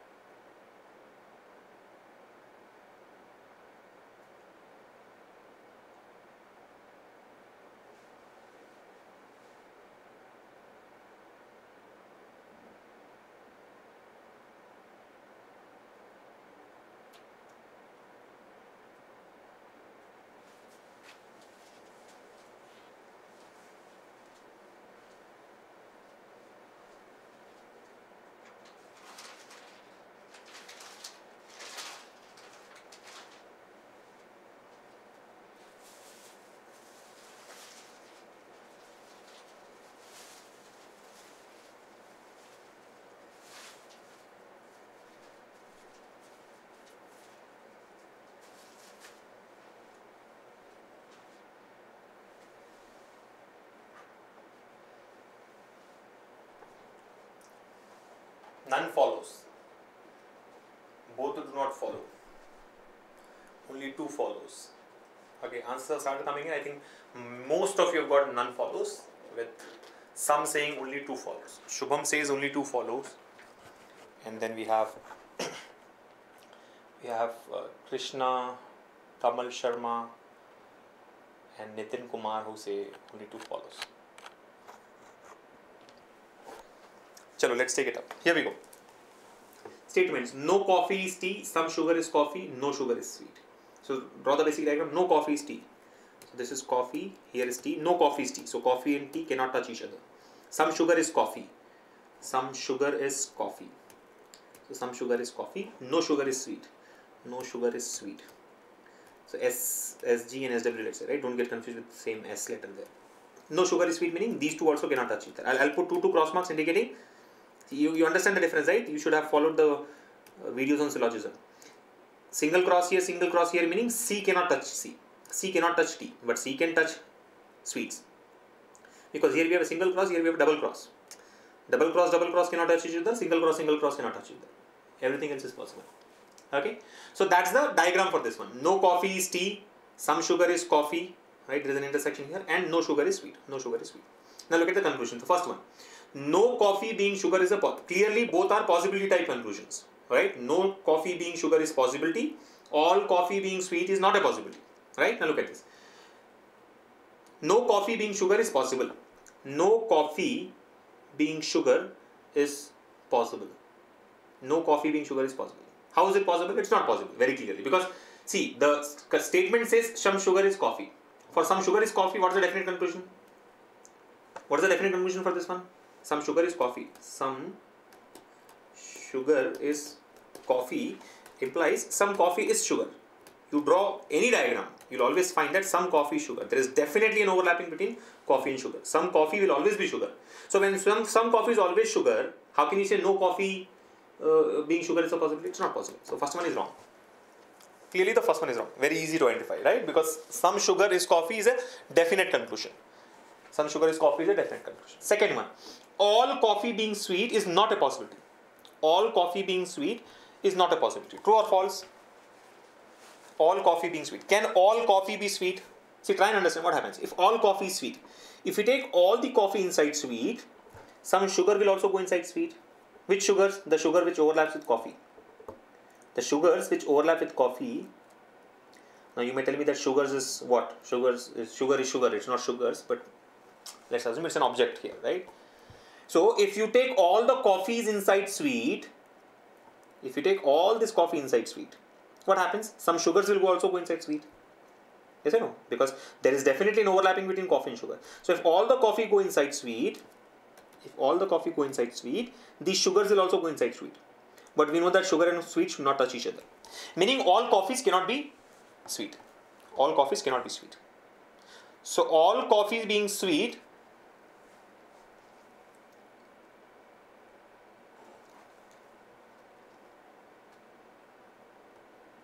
is not a possibility, is given here. All coffee being sweet is not a possibility. We know that all coffees cannot go inside sweets.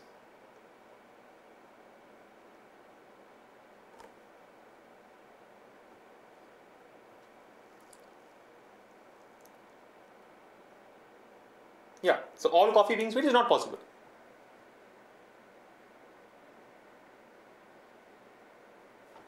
All coffee being sweet is impossible. It's not possible, right? So this one is true. Only 2 follows. You getting me? All coffee being sweets is not possible at all.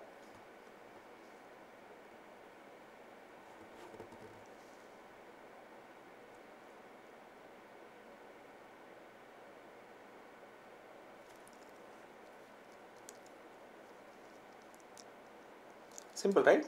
All coffee being sweet is not possible. Yeah. All coffee being sweet is not a possibility. So only 2 follows. All coffees cannot be sweets. So all coffee being sweet is not possible. Simple. So only 2 follows again is the answer. Only 2 follows. Alright.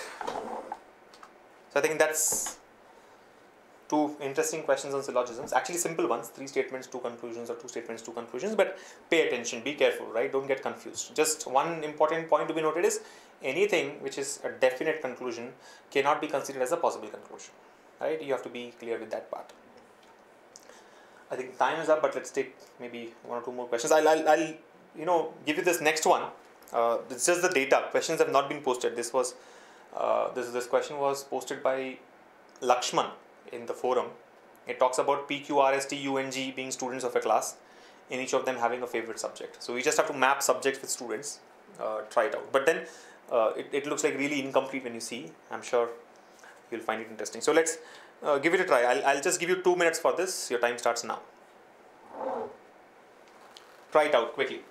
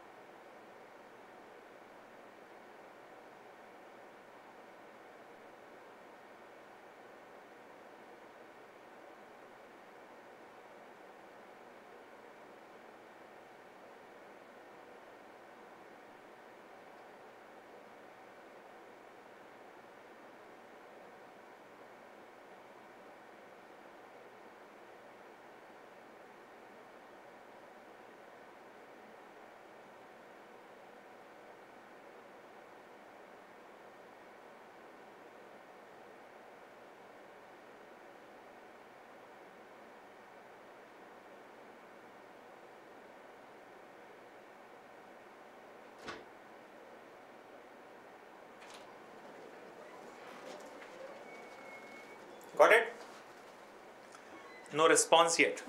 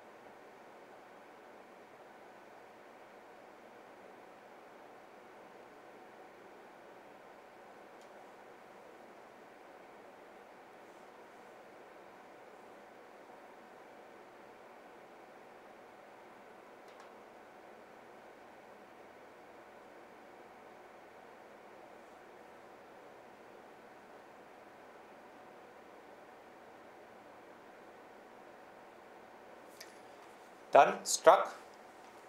Murli says there needs to be a lot of data to arrive at the answer. Like I told you, I knew many of you would find that this is incomplete. But let me tell you guys, see, I think the challenge that I see is Lakshman has not posted questions. If questions are given, like I said, sometimes it happens, no, in the questions, the options are like either or, either this or that. We may not be able to get the full picture, but a lot of mapping can be done. So let's just do whatever possible from the given data and leave at it, because unless we have the questions, we cannot proceed. We cannot decide if we are right or wrong. I mean, especially in this case, because we're not able to complete it, right? So Lakshman and all of you out there, make sure that you give the questions along with the data so that we can quickly see if we are able to mark the answers or not. Here we go.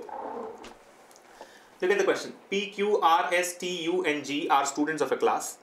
Each of them has a different favorite subject among reasoning, mathematics, banking, computer, English, GK and marketing, but not necessarily in the same order. There are two such students whose one brother each is there in the group. There is no other relationship among the students. No girl likes mathematics or GK. S, who does not like computer or English, is the sister of that student who likes marketing. The student who likes computer is the brother of that girl student who likes reasoning. U is a girl student, Q is the brother of P. So interesting one, right? We have 7 students, P, Q, R, S, T, U and G. 7 students who have a favorite subject, right? And what are the subjects? 1, 2, 3, 4, 5, 6, 7 subjects here, right? So we have to do that mapping. Now, additional data given in the question here is, additional attributes are about relationship. There are 2 such students whose one brother each is in the group. So there are 2 students out of these 7 students who have got one brother each in the group. So basically there are 2 pairs of siblings. There are 2 pairs of siblings in the group. 2 pairs of siblings in the group.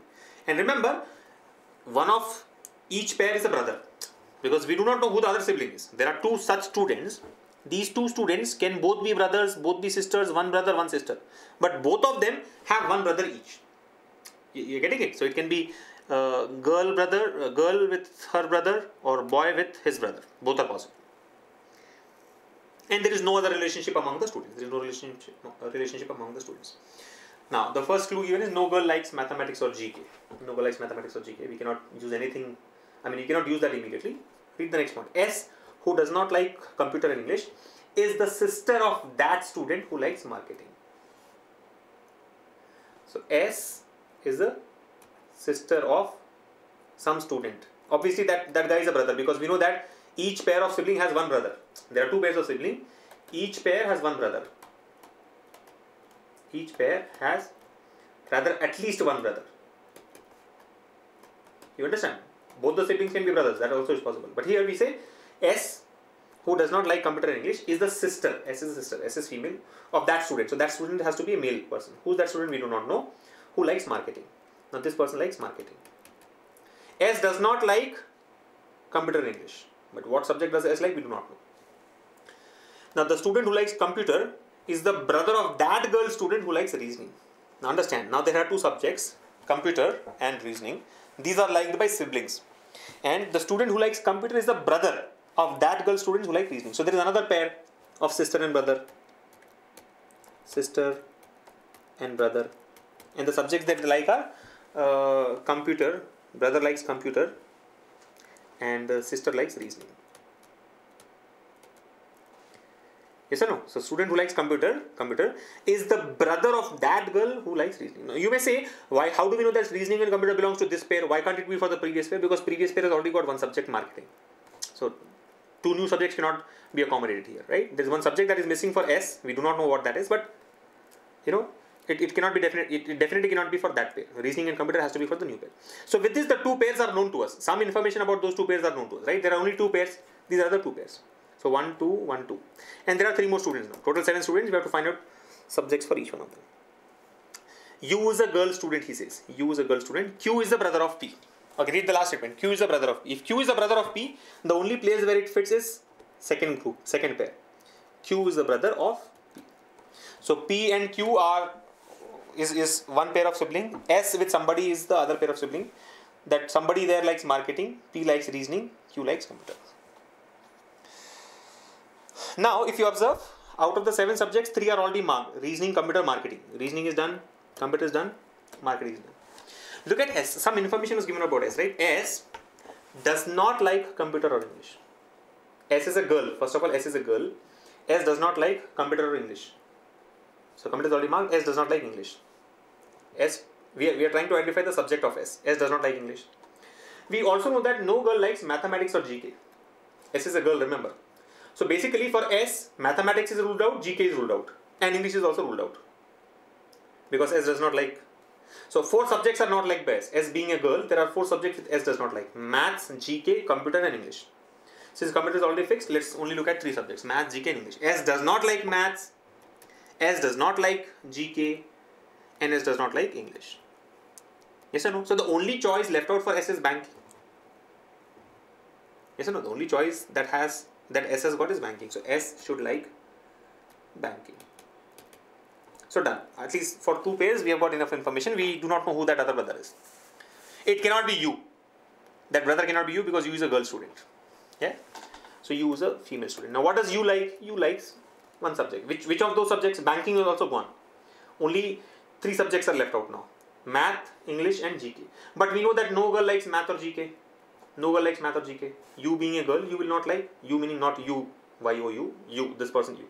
You being a girl, you will not like math and GK. If math and GK are ruled out for you, the only choice you has is English. So you likes English. Now there are 2 more persons. Actually 3 more persons. Who's that marketing guy? We do not know. Out of the persons, S, T and Q are done. We have R, T, U, G left. Or U is also done. R, T and G left. And I think no other information is given. We have used all the data. There are 2 such students whose one brother each is there in the group. So we have got those pairs. There is no other relationship among the students. No girl students like math or GK is done. S, who does not like computer and English, S likes banking, is a sister of the student who likes marketing. The students who like computer is the brother of that girl. Students who like reasoning, U is a girl student, Q is a brother of P. So I think all the data has been used, and all we can extract from the data is P likes reasoning, Q likes computer. P and Q form a sibling pair. P is a sister and Q is a brother. S also forms a pair with somebody who do not know who that somebody is. But S likes banking, a girl student. Who is that brother? We do not know, but that brother likes marketing. And U is a girl student who likes English. Now math, English is also done. Math and GK. There are 2 more people, math and GK. Who likes math and who likes GK is not known to us. Maths and GK. So who are the persons left out? R, T and G. R or T or G will like math. R or T or G will like GK. Huh? By the way, we know that we can conclude that R, T, G all are male. All are male. See, out of R, T and G, one person will come here for marketing. So that person is anyway a male student, male person. And the other two also will have to be male because no girl likes math or GK. The subjects left out are math or GK. These are not liked by girls. These are liked by boys. So the additional data that we have is there are only 3 girls in the group. S is a girl, P is a girl, U is a girl, and remaining R, Q, T, G are boys. But again, who likes math, who likes GK, who likes marketing exactly is not known.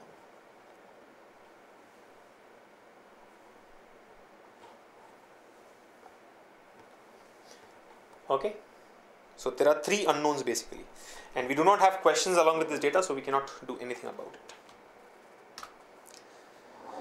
So I think that's all we could do, Lakshman, for the question that you had posted. See if you are able to answer the questions now.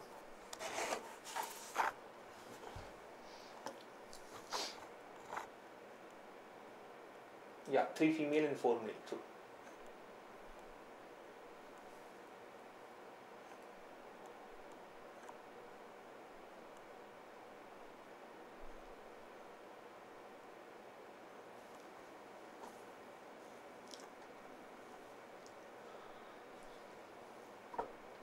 I mean, one more statement can be given to clarify everything. Sometimes one statement will clear all the 3. There are 3 gaps. It does not mean that we need 3 students.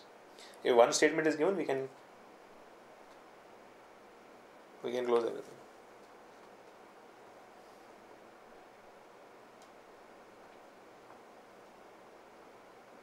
For example, suppose one statement. I mean, if I have to complete the question by adding one more line, I would say,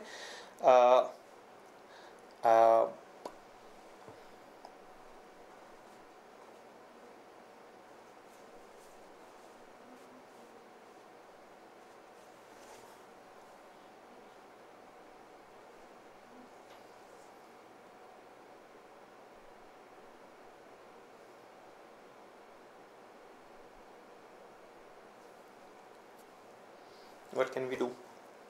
Just thinking of framing question. I mean, framing it properly. So, can I say R?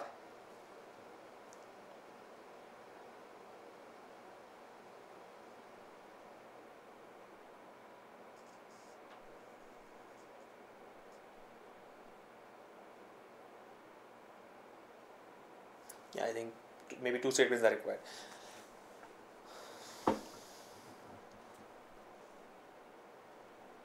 I mean, we can say R does not like maths and marketing. Maths or marketing. So obviously R likes GK. Then one more statement can complete the gap between marketing versus maths. Anyway, I'm sure all of you are clear with this. Can we move to the next one? Vivek says, can this video be available later as not possible to attend at 11 am? Yes, Vivek, all the live classes that we do will be added to your account. So don't worry even if you miss it.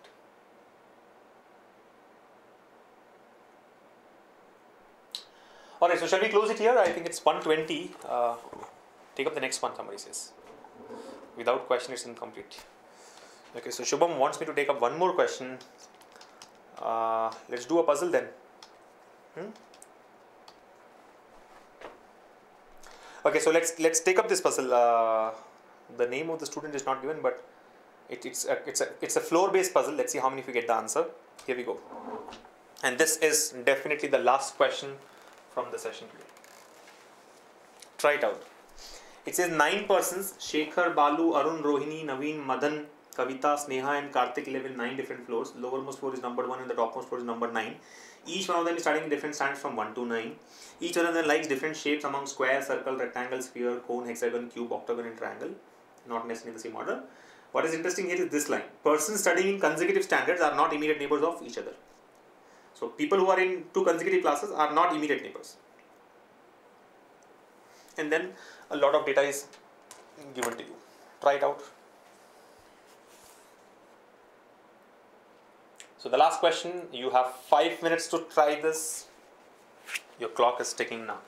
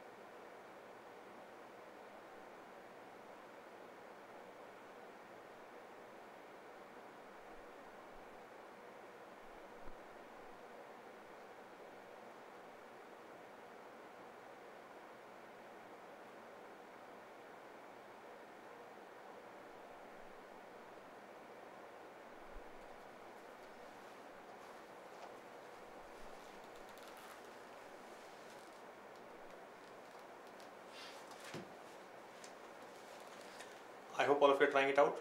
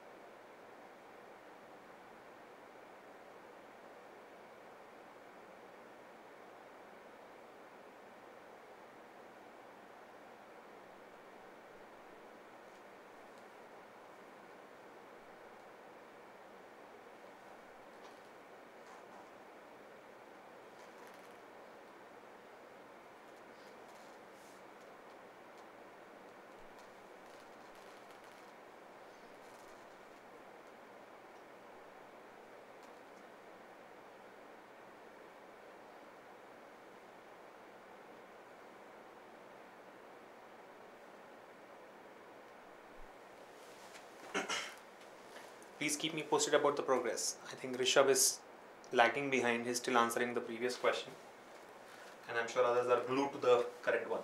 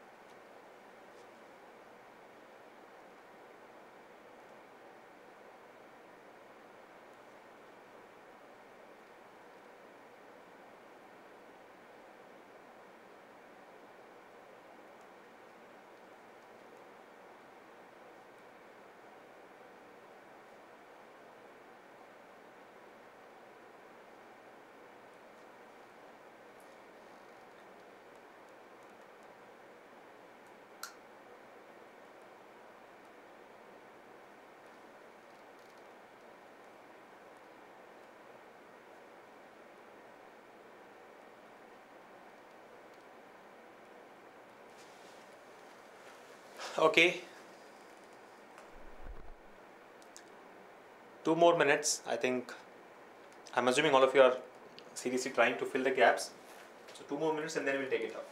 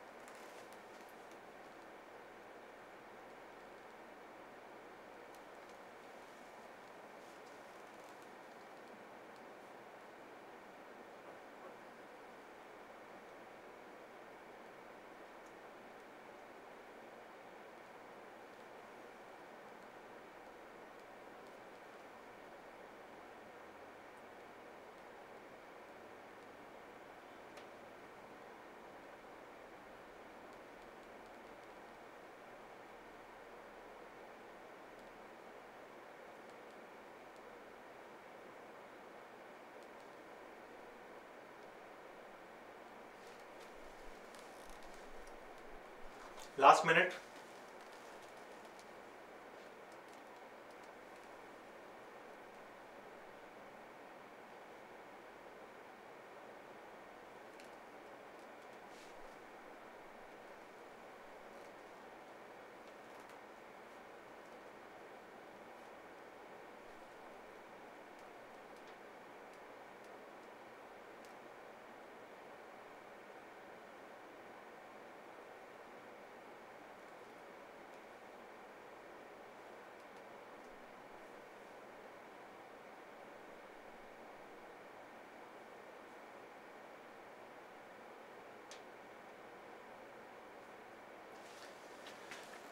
Alright, I think time is up. I know if we spend more time, maybe you will be able to crack it, but let's take it up now.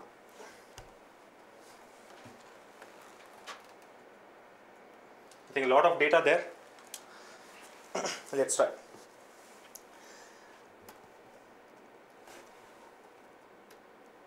Here we go. Look at the directions. Study the following information carefully and answer the questions given below. 9 persons, Sekhar, Balu, Arun, Rohini, Naveen, Madan, Kavita, Sneha and Karthik live in 9 different floors.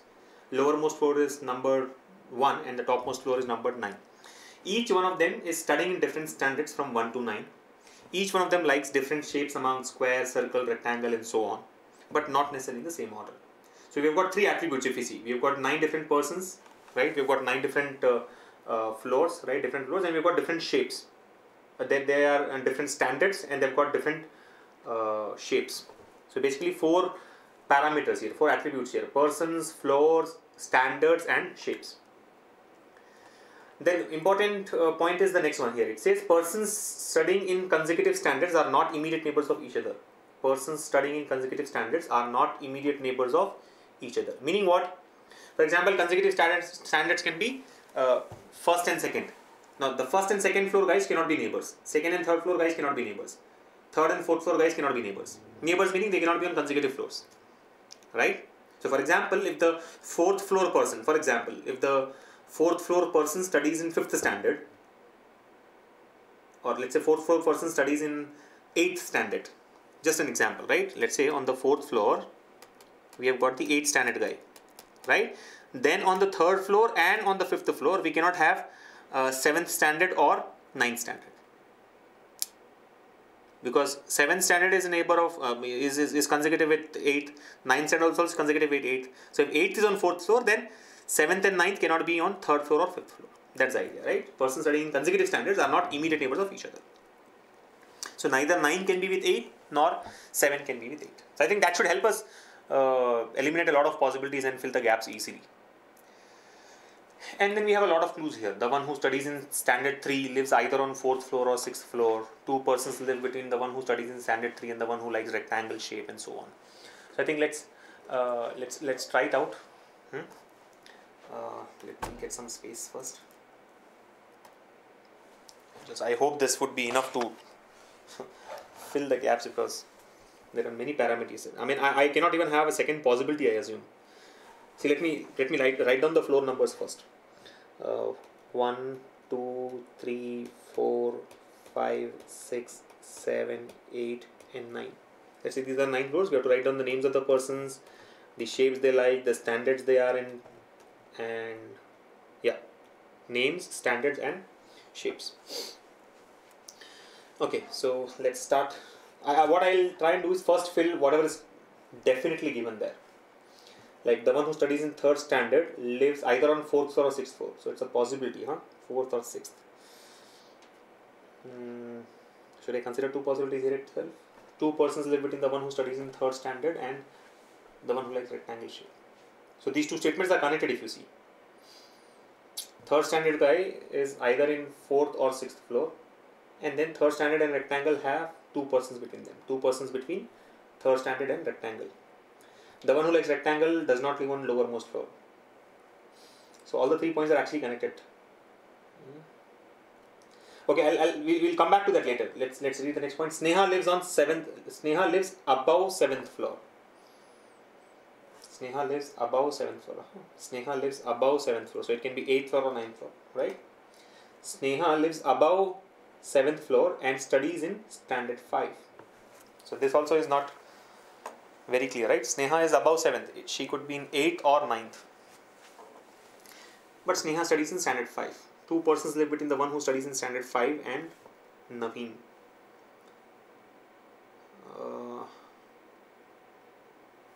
So shall I write down all the points here? Sneha is 8th floor or 9th floor, right? But Sneha studies in standard 5. Sneha is in standard 5, that's for sure. Then, so this point is done. Sneha lives above 7th floor and studies in standard 5 is noted here. Sneha will be in standard 5 and is 8th floor or 9th floor. 2 persons live between the one who studies in standard 5 and Naveen. So between Sneha and Naveen, we'll have 2 persons. So obviously Naveen has to be below Sneha only. You understand? I can now say, see, Naveen cannot go above Sneha, because if Sneha is on 8th floor, Naveen has to be on 11th floor. And if Sneha is on 9th floor, Naveen has to be on 12th floor. Because there are 2 persons who live between standard 5, which is Sneha, and Naveen. So clearly Naveen cannot be on 11th or 12th floor, because those floors do not exist. So Naveen should either be on 5th floor or 6th floor, because 8 and 5 have got 2 floors in between them. 6 and 7, 9 and 6 have got 2 floors between them, 7 and 8. But which floor does Naveen, class does Naveen study? That's not known to us. But there's a pair. Remember, 5, 8 Naveen Sneha or 6, 9 Naveen Sneha. Right? 2 persons live between standard 5, which is Sneha, and Naveen. The one who studies in standard 4 likes triangle. So 4 likes triangle. Make a note of it. 4 likes triangle. We do not know which floor that is. The one who likes triangle shapes lives on odd number floor. Okay, so the triangular shape fellow will live on odd number floor. 1 or 3 or 5 or 7 or 9, right? It's always better to note down all the possible floors and then eliminate the wrong ones, or as and when you find out which are ruled out. So the one who studies in standard 4 likes triangle, and this guy, the one who likes triangle, is the same guy who studies in standard 4, lives on an odd numbered floor. The one who studies in standard 4 does not live immediately below the 4th floor. The one who studies in standard 4 does not live immediately below the 4th floor. It is not 3rd floor. See, immediately below the one who studies in standard 5 does not live immediately below 4th. Immediately below 4th is 3rd floor. So 3rd floor is ruled out for this guy. So either 1 or 5 or 7 or 9. That's the idea, right?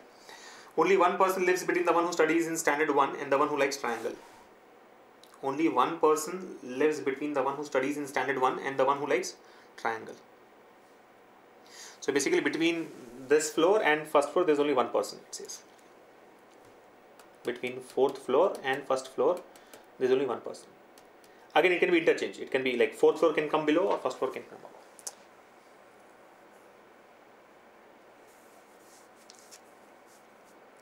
So actually we can find out the possibilities for first floor also. You see, if fourth floor person is in first floor will be on third floor.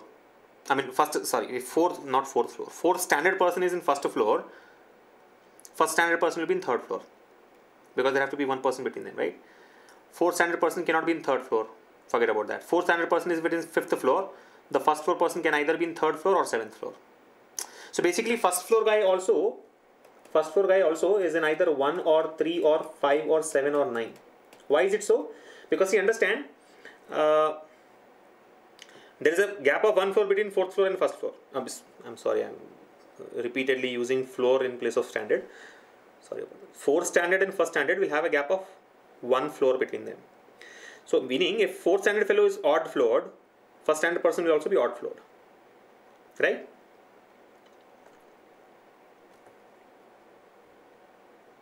Yes or no? So by chance, let's say if the fourth standard fellow is in first floor, the first standard fellow will be in third floor.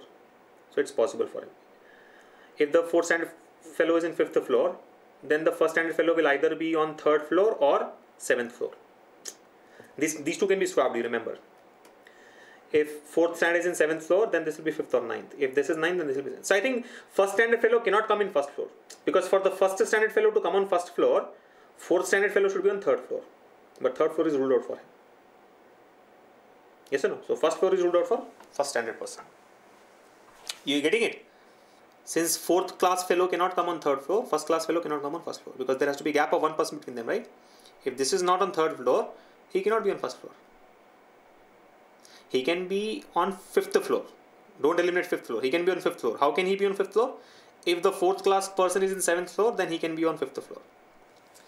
So 4 possibilities are there for the first class fellow. Yeah? Anyway, Karthik studies in standard 2. Okay, now we have some information. Karthik studies in standard 2.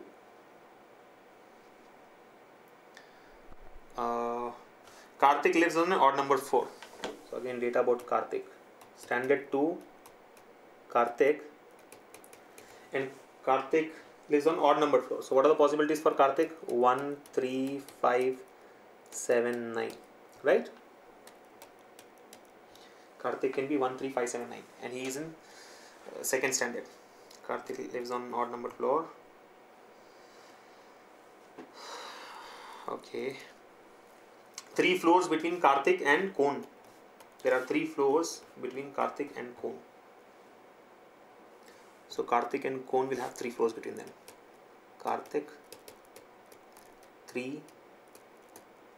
I mean, nothing has been put on the map yet, but just all representations. Karthik and Kon will have 3 floors between them. The one who likes Kon lives below the one who studies in standard 2. The one who likes Kon lives below the one who studies. Okay, so Kon lives below standard 2. He's not given immediately below, right? It says just below. I mean, only below is given here. So it can be immediately below or it can be farther than that also. So just remember that Kon will be, it is like this. If this is standard 2, Kon will come below that. Right?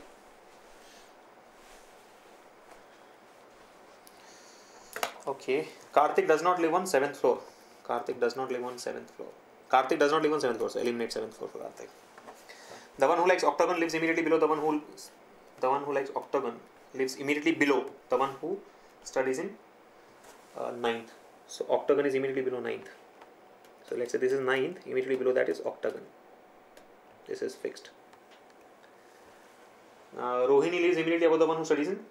Rohini lives immediately above the one who studies in 9th. Okay, so Rohini is immediately above 9th. So I'll do one thing. I'll rewrite this. Just a second. Octagon is immediately below 9. Rohini is immediately above 9. So that is like a triplet, right? They are all together. Rohini, 9, and octagon. So Rohini on one floor. Immediately below Rohini is the 9th class person. Immediately below 9th class person is the octagon. I am really concerned about the space I have, because even if I have to try out two possibilities, I don't have enough space here. Let's see. Right? One is immediately below the one who studies in standard. Above, and octagon is immediately below the 9th person. Only one person lives between the one who likes spear and the one who studies in class 6th. So between spear and 6th there is one person. Note that also. Between class 6 and spear there is one person. Only one person between spear and circle. Only one person between the one who likes spear and the one who likes circle. So between spear and circle there is one person.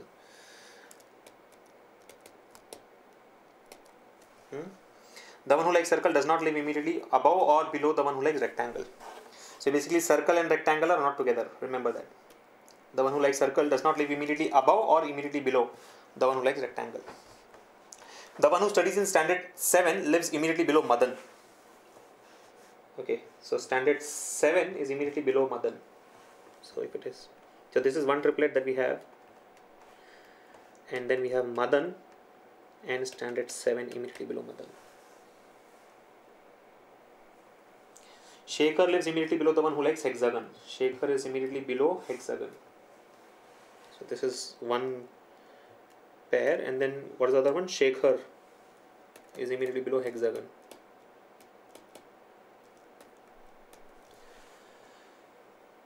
Only one person sits between Kavita and the one who likes square. So what is the starting point of this whole data? Okay, we'll try this, don't worry. I'm just noting all the points first.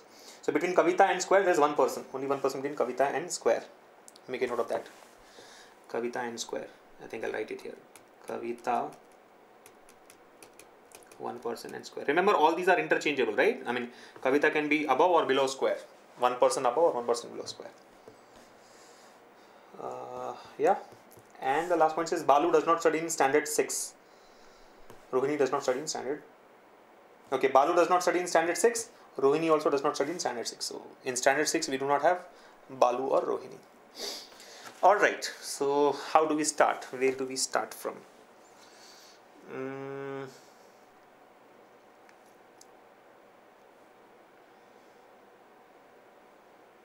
Okay, so if you see, we know that Karthik is in second standard. He can either take first, third, fifth or ninth floor. And between Karthik and Kon there are 3 floors. There is no definite information here. No definite point. Everything is ambiguous.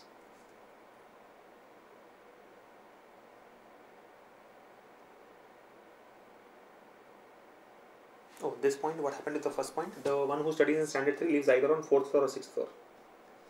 Standard 3 is either 4th floor or 6th floor. That I did not know. Standard 3 is either 4th or 6th. Yeah. 2 persons live between standard 3 and the one who likes rectangle. 3 and rectangle will have 2 persons. 3 and rectangle will have 2 persons. Note that.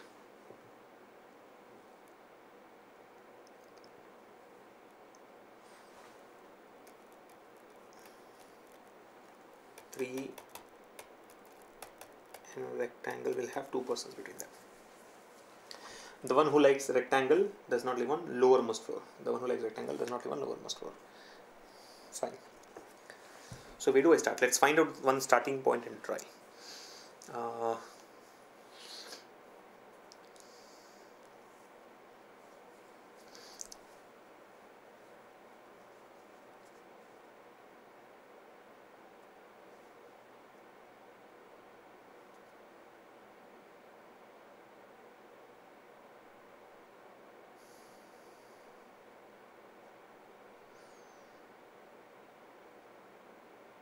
So the third floor person is on 4th floor or 6th floor. So there are 2 possibilities. If third floor is on 4th floor, I mean third stand is on 4th floor, then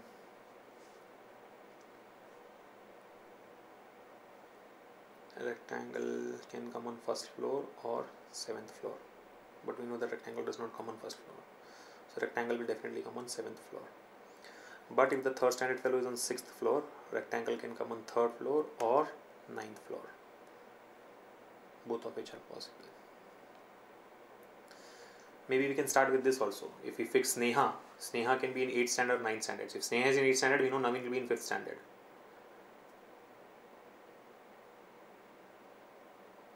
If Sneha is in 9th standard, then Naveen will be in 6th standard, because there are two persons between Sneha and Naveen, right? Somewhere it was given. Sneha is on above 7th floor and studies in standard 5. Two persons live between standard 5, which is Sneha and Naveen. So maybe I think I'll try with Sneha, starting with Sneha and Naveen.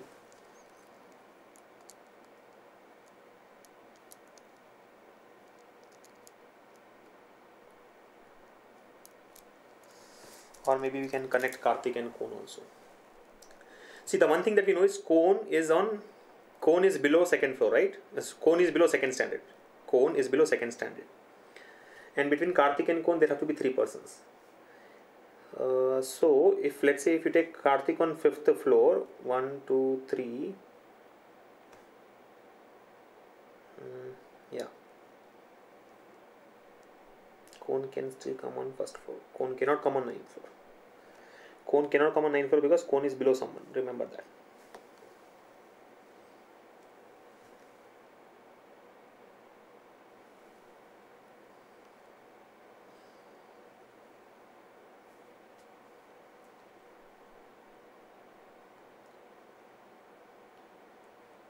Okay, so I think I'll start. I'll consider 2 possibilities.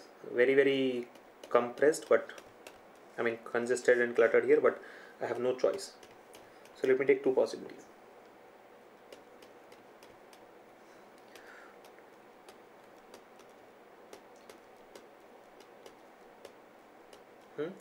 Sneha on 8th and Sneha on 9th. I'll start with that. So Sneha, let's say, is in Sneha in 9th floor here and Sneha on 8th floor here. Accordingly, Naveen will come on 6th floor or 5th floor. So Sneha is on 9th, Naveen will come on 6th floor. So this is Naveen. Sneha is on 8th, Naveen will come on 5th floor. Right? And we know that Sneha studies in 5th standard. Sneha is in 5th standard. Here Sneha is in 5th standard. Right? I think these are the 2 possibilities. So that part is done. Sneha in 5th standard, either 9th floor or 8th floor. Accordingly, Naveen on 6th floor or 5th floor. Yeah? Now try to connect things with these guys. I don't know if that's the best start, because nothing else seems to be connected with 5th class or Naveen or Sneha. Anything else with 5th class? No.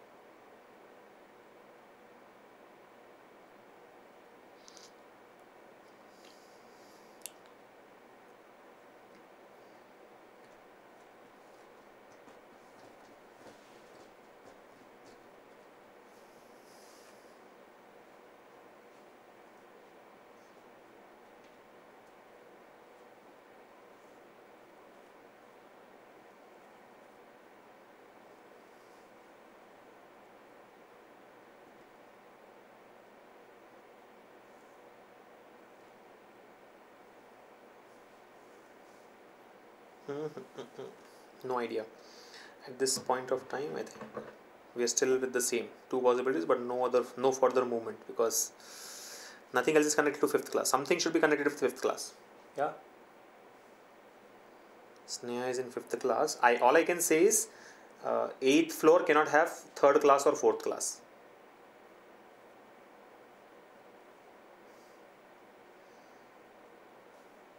Yes or no?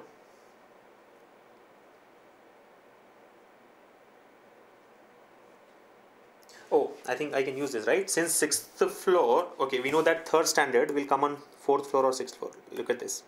Okay, there's some progress. Let's see. 3rd standard will either be 4th floor or 6th floor. In this case, the 6th floor is blocked by, so but Naveen can be in 3rd standard. How does it help?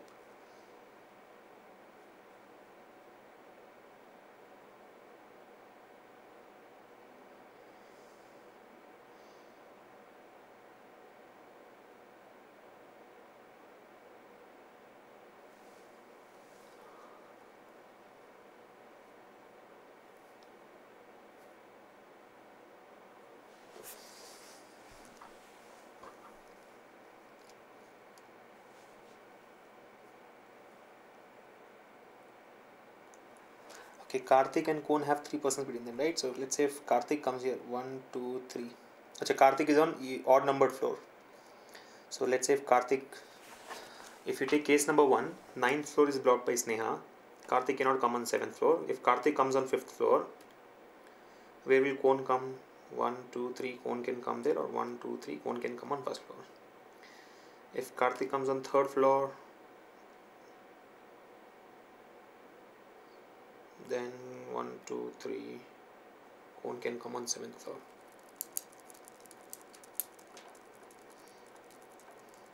Alright, I think I am not sure if, I'm sure that the data should be enough to answer the question, but I have to restart the whole thing with 2-3 possibilities, maybe more than this.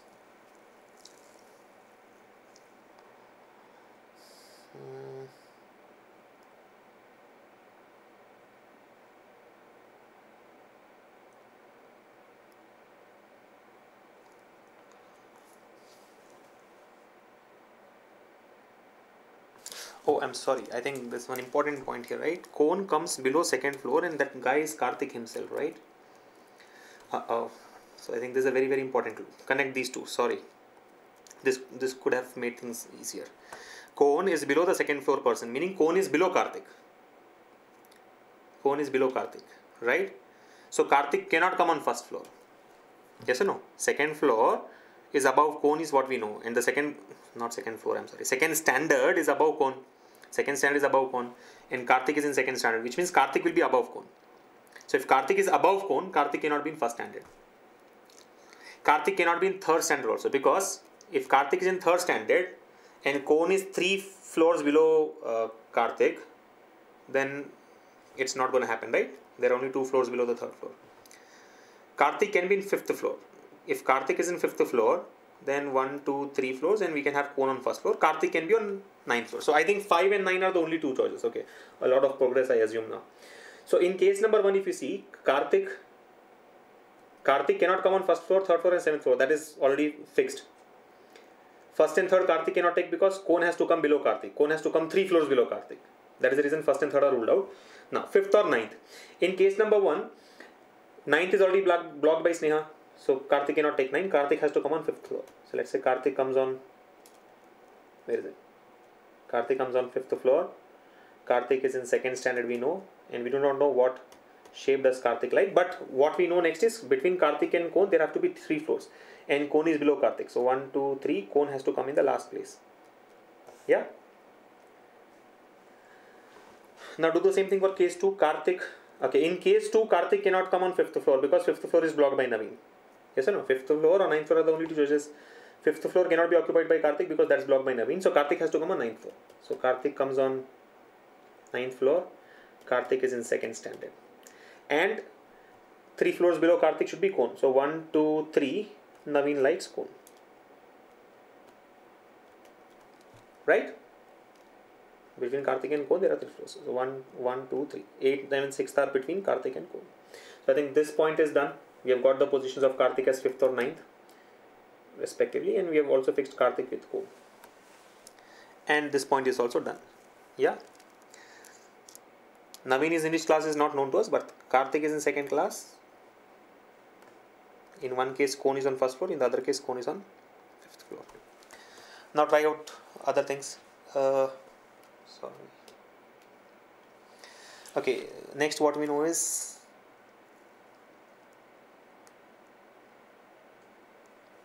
okay, I think case 1 comes out to be wrong in my view. Case 1 is wrong because we know 3rd standard fellow should be in 4th class or 6th class. Now, if you see in case 1, Karthik, who is in 2nd standard, is on 5th floor. We very well know that the persons who are in consecutive standards, persons studying in consecutive standards are not immediate neighbors of each other. Persons who are in consecutive standards are not immediate neighbors of each other. Meaning, if you see, we know that 3rd floor and 2nd floor are consecutive standards. So, can they be neighbors? No. Which means 3rd floor can neither come on 6th floor here. Sorry, 3rd standard. Okay, there's a whole lot of confusion with these 2 numbers being available in the data as attributes. 3rd standard and 2nd standard are neighbors. 3rd standard and 2nd standard are neighbors. 3rd standard now cannot come on 6th floor or 4th floor. These two cannot be third standard because then they become neighbors, right? But we know that third standard can only take either fourth floor or sixth floor, which is clearly ruled out in case number 1. So case number 1 is wrong. Only case number 2 is correct. Are you getting it? Second standard and third standard are neighbors, so they cannot be on consecutive floors. So third cannot come on fourth floor and third standard cannot come on sixth floor here. But that's what is the only choice we have. So this is ruled out. So case number 2 has to be proceeded with. Okay. Case number 2, but that doesn't help. I mean, at least one elimination is done, but we have to still see what can be.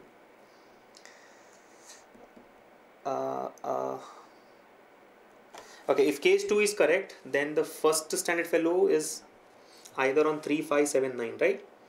He can come on 3, he can come on 5. He cannot come on 9th because 9th is already blocked.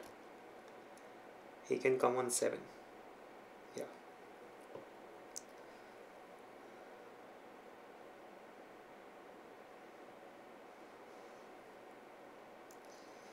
Similarly, we know that the fourth class person is either first floor, third floor, fifth floor, seventh floor, ninth floor. But ninth floor is already blocked by second class person. Fourth class cannot come on seventh floor because eighth floor is blocked by Sneha, who is in fifth class, right? Fifth class and fourth class cannot be together.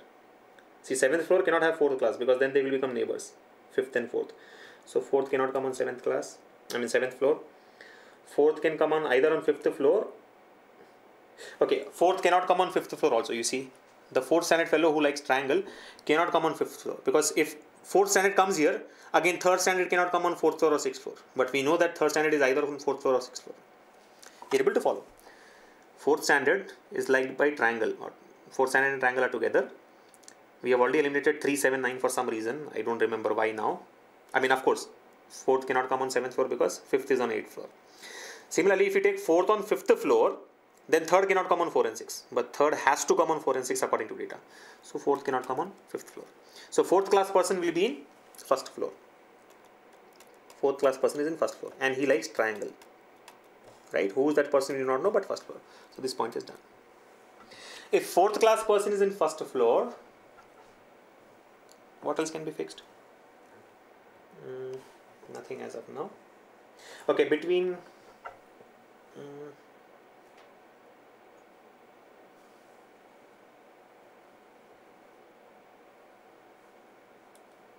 this is triangle, okay?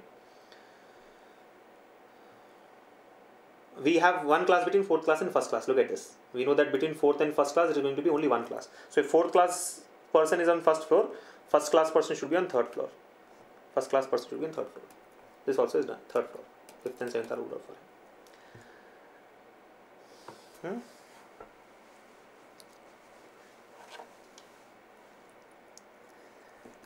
What else we know? Something related to rectangle was given earlier, right? The one who studies in third standard lives either on fourth or sixth floor. Two persons live between third standard and rectangle.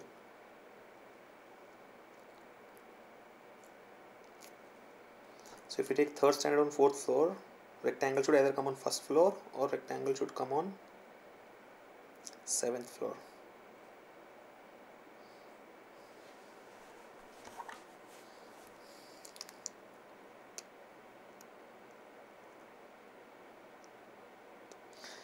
If we take third class person on sixth floor, rectangle either comes on eighth floor or rectangle comes on either ninth floor or third floor.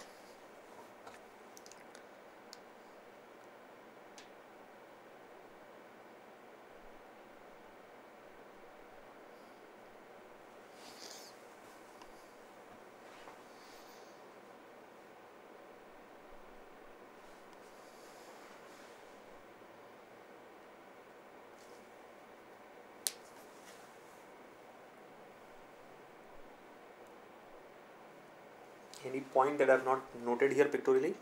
I think all the points are done, right? Pictorial representation is done. So Sneha is in fifth class. This is fixed. Naveen is in, Sneha is in fifth class. Yeah, that is fixed. And on eighth floor, Naveen is on fifth floor. Naveen's class is not known to us. Karthik is in second standard and fifth floor. Sorry. Karthik is in second standard and ninth floor. Sneha and Naveen are 8th standard and 8th floor and 5th floor. So much of confusion with the two types of numbers here. So what do we have? We have done second, we have done fifth, we have done first, and we have done fourth. Sixth class and sphere will have one gap. Circle and sphere will have one gap. Third class and rectangle will have gap of 2. Can I use this Rohini 9th and October? See Rohini 9th and October. Okay, look at this. This is Karthik, this is Neha, right? Rohini. Can Rohini come on 7th floor? If Rohini comes on 7th floor, 9th standard comes on 6th floor. Octagon has to come on 5th floor, which is not possible. So Rohini cannot come in 7th class. If you take Rohini in 6th class, then 9th standard comes here, Octagon comes here, which is fine. If you take Rohini on 4th class, then this should be 9th, not possible. If you take Rohini on 3rd class, yeah, so I think the only possibility is Rohini has to come on 6th floor. Just perfectly fit this triplet here. See, Rohini cannot come on 7th floor because then Octagon will clash with cone. Rohini can take 6th floor, 9th class person can come on 5th floor, Octagon can come on 4th floor. That is possible. So that is okay. 6th floor, 5th floor and 4th floor is okay. Then, can Rohini come on 4th floor? No. If Rohini comes on 4th floor, then 9th class and 1st class will clash. And can Rohini come on 3rd floor? No. Because if Rohini is taken on 3rd floor, then Octagon and triangle will clash. And 2nd floor and 1st floor are not possible at all. So this is fixed. Rohini comes here. This is 9th standard. And this is Octagon. Right? This part is done. Then similarly try to fix Madan and 7th. Madan and 7th can take these two. Fine. Madan and 7th cannot come here. Madan and 7 can come. So Madan can either come on 3rd floor or 7th floor. Madan can either come on 3rd floor or 7th floor. You see, Madan on 3rd floor, 7th class on 6th floor, or Madan on 3rd floor and 7th class on 2nd floor. That is possible.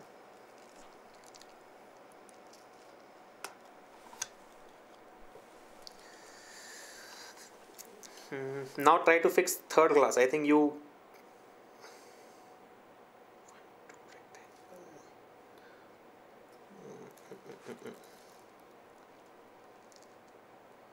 here. What else is there? Try to use Kavita and square. Is it possible? Kavita and then one gap and square. Kavita and gap and square is possible.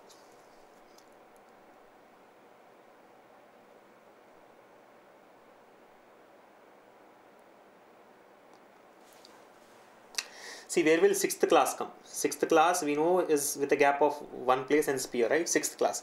Can 6th class come on 7th floor? No, because 8th floor is 5th class. Can 6th class come on 6th floor? Possible. Can 6th class come on 4th floor? Possible. Can 6th class come on 2nd floor? Not possible because okay, it can come on 2nd floor also. So if you look at the classes, we have already fixed 1, 2, 5, 4, 5 and 9. 1, 2, 3, it's easier this way to check. 6, 7, 8 and 9. So which of the classes are fixed? 2nd and 5th is fixed, 2nd is fixed, 5th is fixed, 9th is fixed, 1st is fixed and 4th is fixed. So where can 3rd class come? 3rd class we know it's 4th or 6th floor. That confusion is still there. We will live with that. 6th class. 6th class cannot come on 7th floor. 6th class can come on 6th floor, or it can come on 4th floor, or it can come on 2nd floor. 7th standard. Where will 7th standard come? 7th standard. 7th standard.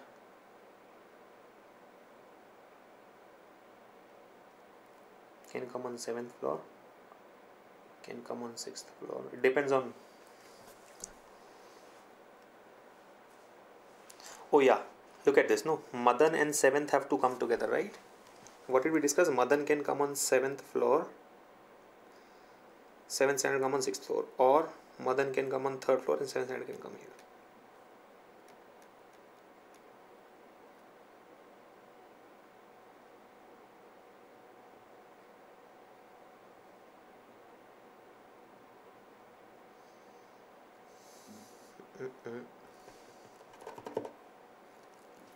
Hexagon and shaker. Try to fix that. Hexagon and shaker. Hexagon, shaker, hexagon, shaker. Hexagon here, shaker here is possible. Shaker cannot come here because that should be hexagon. Shaker cannot come because that should be hexagon. Shaker can come here. Shaker can come here. Still confusion. Yeah. Where can third standard come? Third standard is 4th floor or 6th floor. Do we know anything else about third standard? Third standard lives on 4th or 6th floor. 2 persons live between third standard and rectangle. I mean, if I had space, I could have tried the 2 possibilities for third standard, fixed rectangle accordingly, and got the solution by now, but we don't have space. That's a challenge. Third standard, let's say, is 6th floor. Rectangle will be on the 9th floor, or rectangle will be 3rd floor. If third standard comes on 4th floor, rectangle cannot come on 1st floor or on 7th floor. Oh.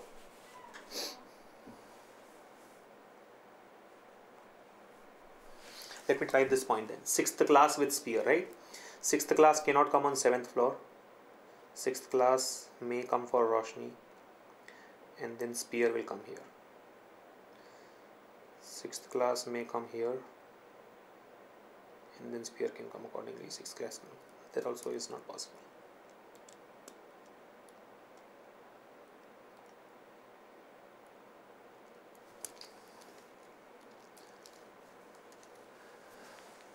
I think I'll do one thing. I'll just clear the first part and try the 2 possibilities. I mean, in this space where we have already eliminated one of the possibilities, let me, now that we have spent so much time, I mean, I don't want to leave it in middle. So what I'll do is, I'll duplicate whatever we have on this right hand side and try the 2 possibilities. Okay, so this is Karthik, 2nd standard. This is Neha, 5th standard. This is Roshini. This is Naveen, 9th standard. Cone. This is octagon. This is 1st standard. This is 4th standard, and triangle.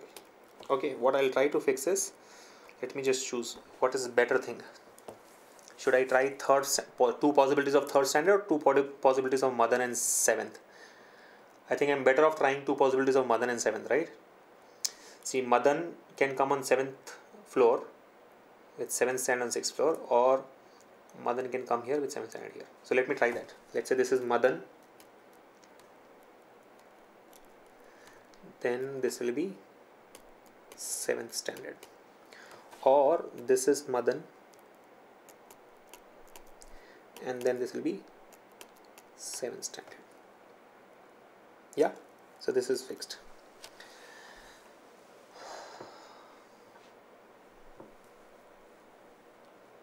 Now if you see, we know that 3rd standard comes either on 4th floor or 6th floor. Since 6th floor is blocked by 7th class, 3rd class should come on 4th floor. If 3rd class comes here on 4th floor, rectangle and 3rd class should have 2 gap, right? So 1, 2, rectangle should either come here, which is not possible because it is already blocked by triangle. So rectangle will come here. In this case, the dilemma still continues, 4th class or 6th class. Okay, now try to fix 8th standard. Where will 8th standard come? 8th standard cannot come on 7th floor because this is 7th floor. So 8th standard has to come here. Then what is left out? Which class is left out? 1st is done, 2nd is done, 3rd is done, 4th is done, 5th is done, 7th is done, 8th is done, 9th is done. So 6th is left out, right? 6th standard comes here. Now try to fill the gaps. 6th standard and spear, I mean, this may be wrong also, so then we will proceed to this. 6th standard and spear will have a gap of 1. So 6th standard spear cannot come here, spear has to come here. Spear, okay, this is done. Then spear and circle should have a gap of 1. See, spear and circle cannot have a gap of 1 here because this is blocked by Madan rectangle. So this is wrong. Always this left hand side comes out to be wrong. Okay, now come back to this side. What happens this side? Let's try to fix the See, third class cannot be fixed yet because fourth and sixth both are open, but something else may be possible. We have fixed 1, 2, 4, 5, 7, 9. 1, 2, 4, 5, 7 and 9. 3 we do not know. Sixth, try out sixth class. Sixth class cannot come on 7th floor. Sixth class can either come on 6th floor or 4th floor. 8th class cannot come here. Okay, 8th class can be fixed. See, since 5th floor is blocked by 9th class, 8th class cannot come on 4th or 6th floor. 8th class has to come on 7th floor. Yeah, so 8th class is fixed. If 8th class is fixed, now I think we can fix the 6th class also, because 6th class,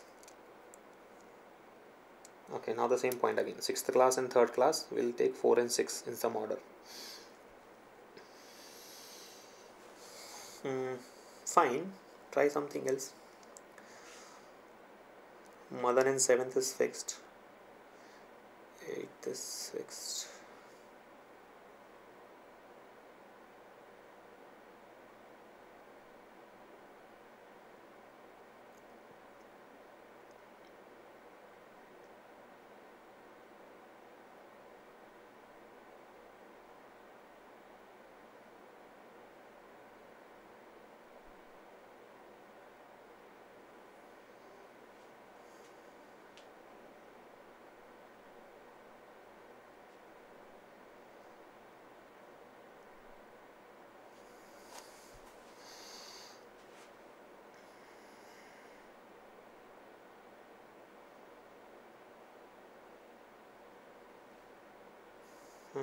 What do we do?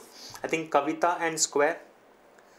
Kavita here, square here, or Kavita here, square here. Those are the only two possibilities. So Kavita will either take 7th class or 4th class.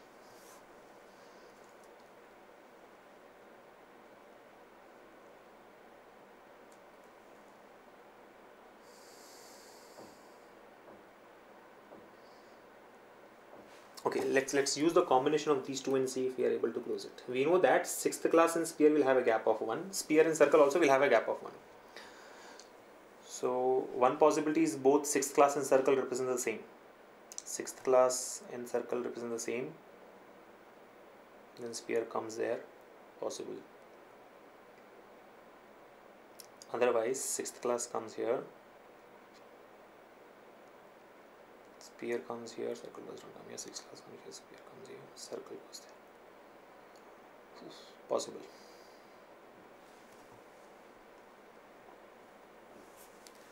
So should I still take two possibilities for 3rd standard now?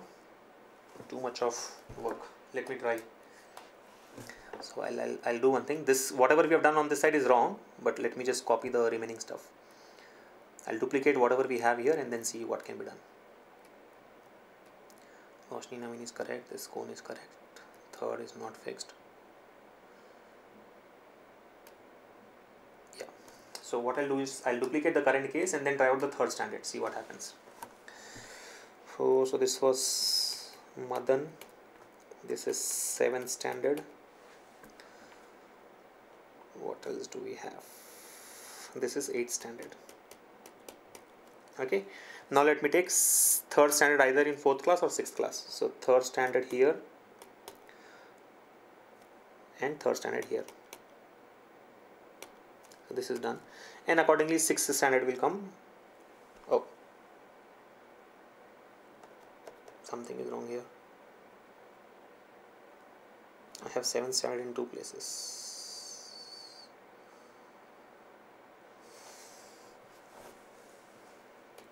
Hold.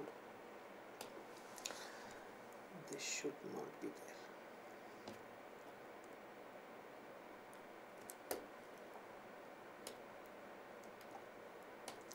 You understand, this is going to be either this is 6th standard or this is 6th standard, right? 1, 2, sorry about this confusion because I don't have place to try out separately. 1, 2, 3, 4, 5, 6, 7, 8, 9. Here again we have 1, 2, 3,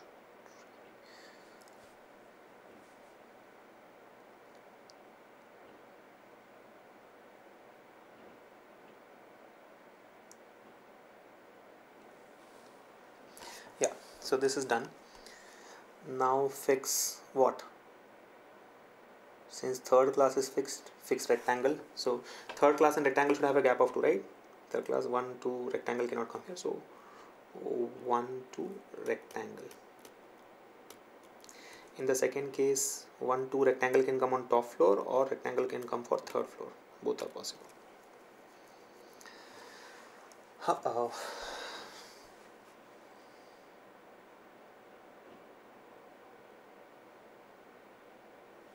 Sixth with sphere. Okay, sixth is here, so sphere cannot come here. Sphere has to come here. How did I fix sphere here? Sorry.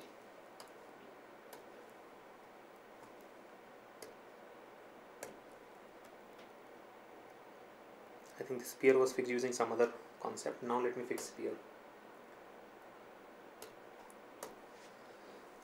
What is the point? Sixth class and sphere will have a gap of 1. So sixth class is here. Gap of 1 sphere either comes here or gap of 1 sphere comes here. And sphere and circle should have a gap of 1. So sphere and circle should have a gap of 1. Circle comes here. Yeah. In this case, where is sixth class? Sixth class is here. So either sphere comes here or here. Both are possible. But then if you take sphere here, circle cannot come. It should be with a gap of 1. So the only possibility is sixth class is here. Sphere comes here. And with a gap of 1, circle comes here. Yeah. Now try. Sorry. So this part is also done. Now try third class and rectangle. Third class, gap of 2 rectangle. Gap of 2 rectangle still possible. Third class, gap of 2 rectangle cannot come here. Gap of 2 rectangle is fixed there. What else can be tried? Hexagon shaker. Try this. Hexagon should be above shaker. So hexagon shaker not possible. Hexagon shaker are possible. Kavita square. Kavita dash square. Try that. Kavita square is possible. Kavita cannot come here because either this should be okay. She can come here also. Too many possibilities, guys.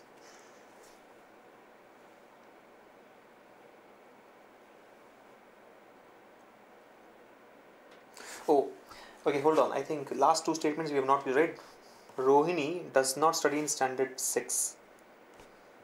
I'm sorry. So I think this one proves to be wrong. Rohini does not study in standard 6. You see the last part. I think I did not make pictorial representations of that.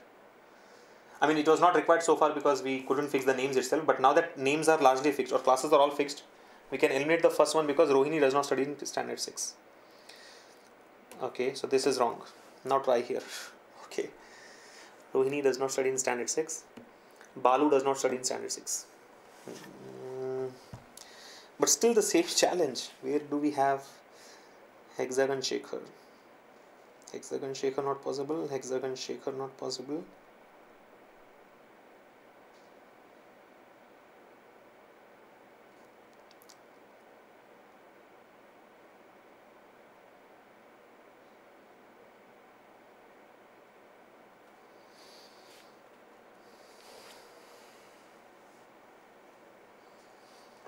Okay, so again you'll have to kind of duplicate this part and finish it. I'm sure now it's easier to complete because, I mean, not easier, time consuming because you still have to duplicate the second side or the right hand side and try out the possibilities, right? The information that is still unused, let me highlight in a different color. The information that is still unused here is this, that Kavita and square have a gap of 1, hexagon and shaker are together, and this part, rectangle and third standard are with a gap of 2. These 3 points should help us complete, but you may have to try multiple possibilities, you see, because each one there is giving us 2 possibilities. Kavita with a gap of 1 and square, see, Kavita can come here. In that case, square will go here. That's possible, right? Kavita, if it is taken here, square has to come here, possible. Kavita can be taken in the first floor with square here. Kavita can be taken... Kavita cannot come on second floor. That's the only thing we know. Kavita cannot come on second floor. Yeah? Remember, Kavita cannot come on second floor.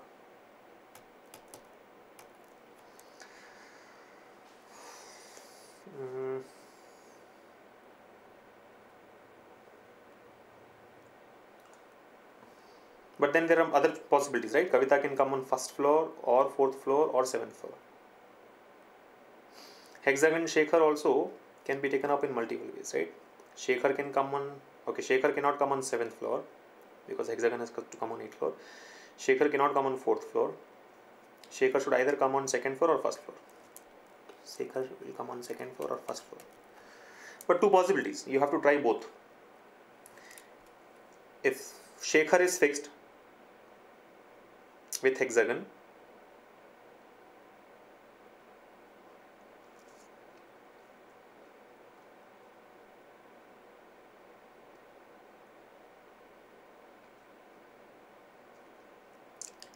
then accordingly you can try third floor and rectangle, right? Third floor.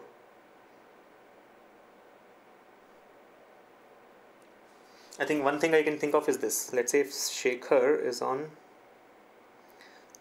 let me just try. I mean, this is not the best way. I'm guessing that Shekhar comes here. Shekhar can come on first floor also. Shekhar is here. Hexagon is here. Then what happens? We know that circle and third class and rectangle have a gap of 2. So third class is here. Rectangle has to come on top floor. Then Kavita cannot come here because Kavita has to have a gap of 1 with square. Yeah. Then Kavita comes here. Square comes here. But still Balu cannot be fixed. Balu is not in 6th class. Yeah.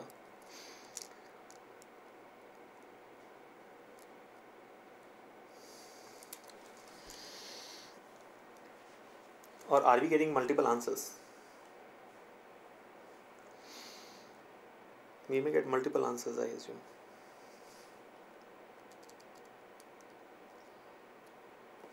Yeah. So I think this is one possible solution. We have not violated any of the conditions if you see. Now the point is Balu can either come on first floor or 7th floor. Accordingly the 9th person will come somewhere. Who is that 9th person? Arun, I guess. And then only one shape is left out. Whichever that shape comes on 8th floor. So that's one way of doing it. The other way is, see, I started with an assumption that Shekhar is on 2nd floor. Shekhar could be on 1st floor also. Accordingly fill the gaps. So either this is giving us multiple answers, or if the other cases all rule out, then we can say whatever we have done here is correct with one parameter, two parameters not properly fixed. The two parameters are the two names there, meaning Balu and Arun. Balu and Arun can take any floor between 7th floor and 1st floor, right? Yeah, so I think we are left with that. Either you fix Balu and Arun on 1st floor and 7th floor. Both are possible, and everything else is done. And there could be the other possibility as well. Remember, I assume that Shekhar is on 2nd floor and fill the gaps. But if Shekhar comes on 5th floor and still other conditions get satisfied, then we may have multiple answers. Otherwise, whatever we have done is correct with two names between two floors, not exactly fixed there. But then the big moral of the story is we have been trying this for the last 1 hour or more than 1 hour, I guess. Or rather, I have been trying it for last 1 hour or a little more than that. But the moral of the story is very clear. Do not try these questions in the exam. And now I think it should be easy for all of you to understand why I say these are not the best questions to start your exam with. So when you have 20 minutes in your reasoning section in the IBPS PO exam, make sure that you spend those 20 minutes wisely, right? The best way to answer puzzles is not to answer them. Just skip and move to the next one. All right? Do not, and I am not disappointed. Honestly, I am not disappointed that somebody says rectangle and circle are not together. Did I miss that point somewhere? Where is it given?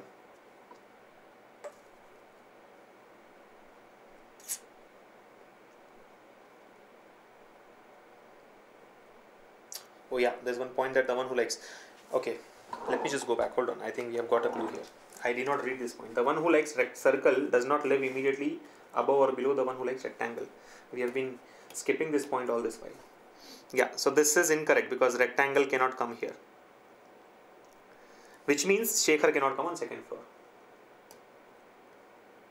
Right? The point here says the one who likes circle does not live immediately or below the one who likes rectangle.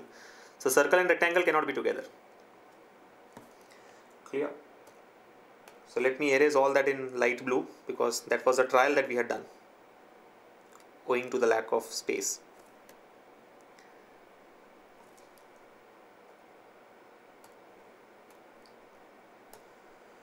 So now if I go back and see, I think we missed that one. Rectangle cannot come in these two places. So if rectangle cannot come there and rectangle has to have a gap of 2 with third standard, this point, I think the only way we can fix it is rectangle coming here. If rectangle comes there, then hexagon comes here and shaker comes here. Yes or no? So this point is done. Hexagon shaker wala point is done. And the last point is Kavita will have a gap of 1 with square. So Kavita cannot take this place because then square cannot be fixed. Kavita cannot come this place also because again square cannot be fixed.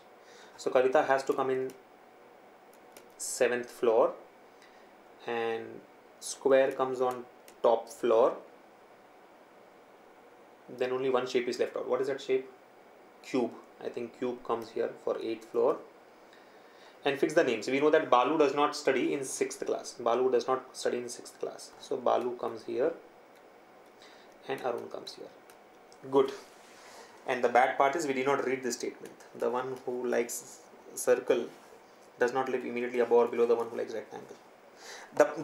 I think this is why it is very, very important to be meticulous, right? I thought all the points that were given here have been represented pictorially. I never noted down that rectangle and circle can never come together. That would have helped us eliminate the beginning itself. However, the final answer is what we have got on the screen now. Right? So let me just read it out. Look at this, all of you.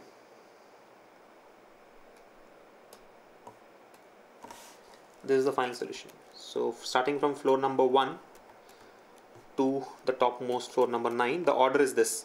The names of the persons are Shekhar, Balu, Madan, Arun, Naveen, Rohini, Kavita, Sneha and Karthik. Their standards are 4, 7, 1, 6, 9, 3, 8, 5, 2 and the shapes are triangle, hexagon, rectangle, octagon, cone, sphere, cube, circle and square.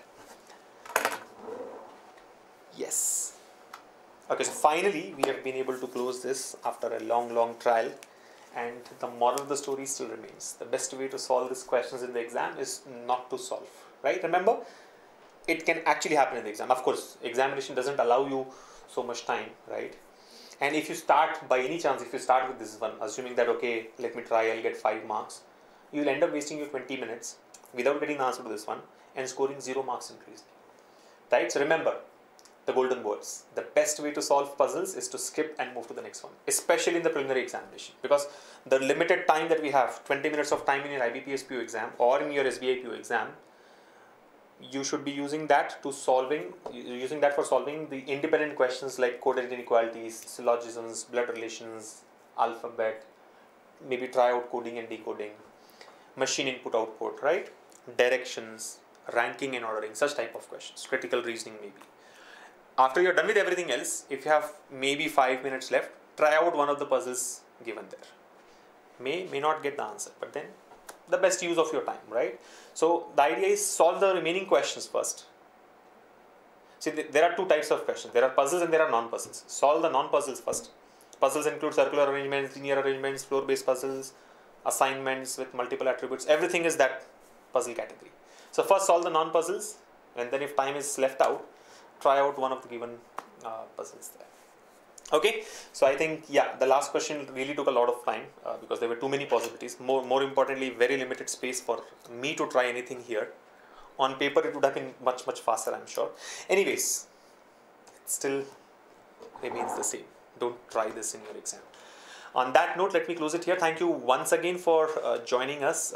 We will meet again on Monday with your IBPS PO preliminary exam refresher sessions. Until then, keep practicing and take very good care of yourselves. Bye.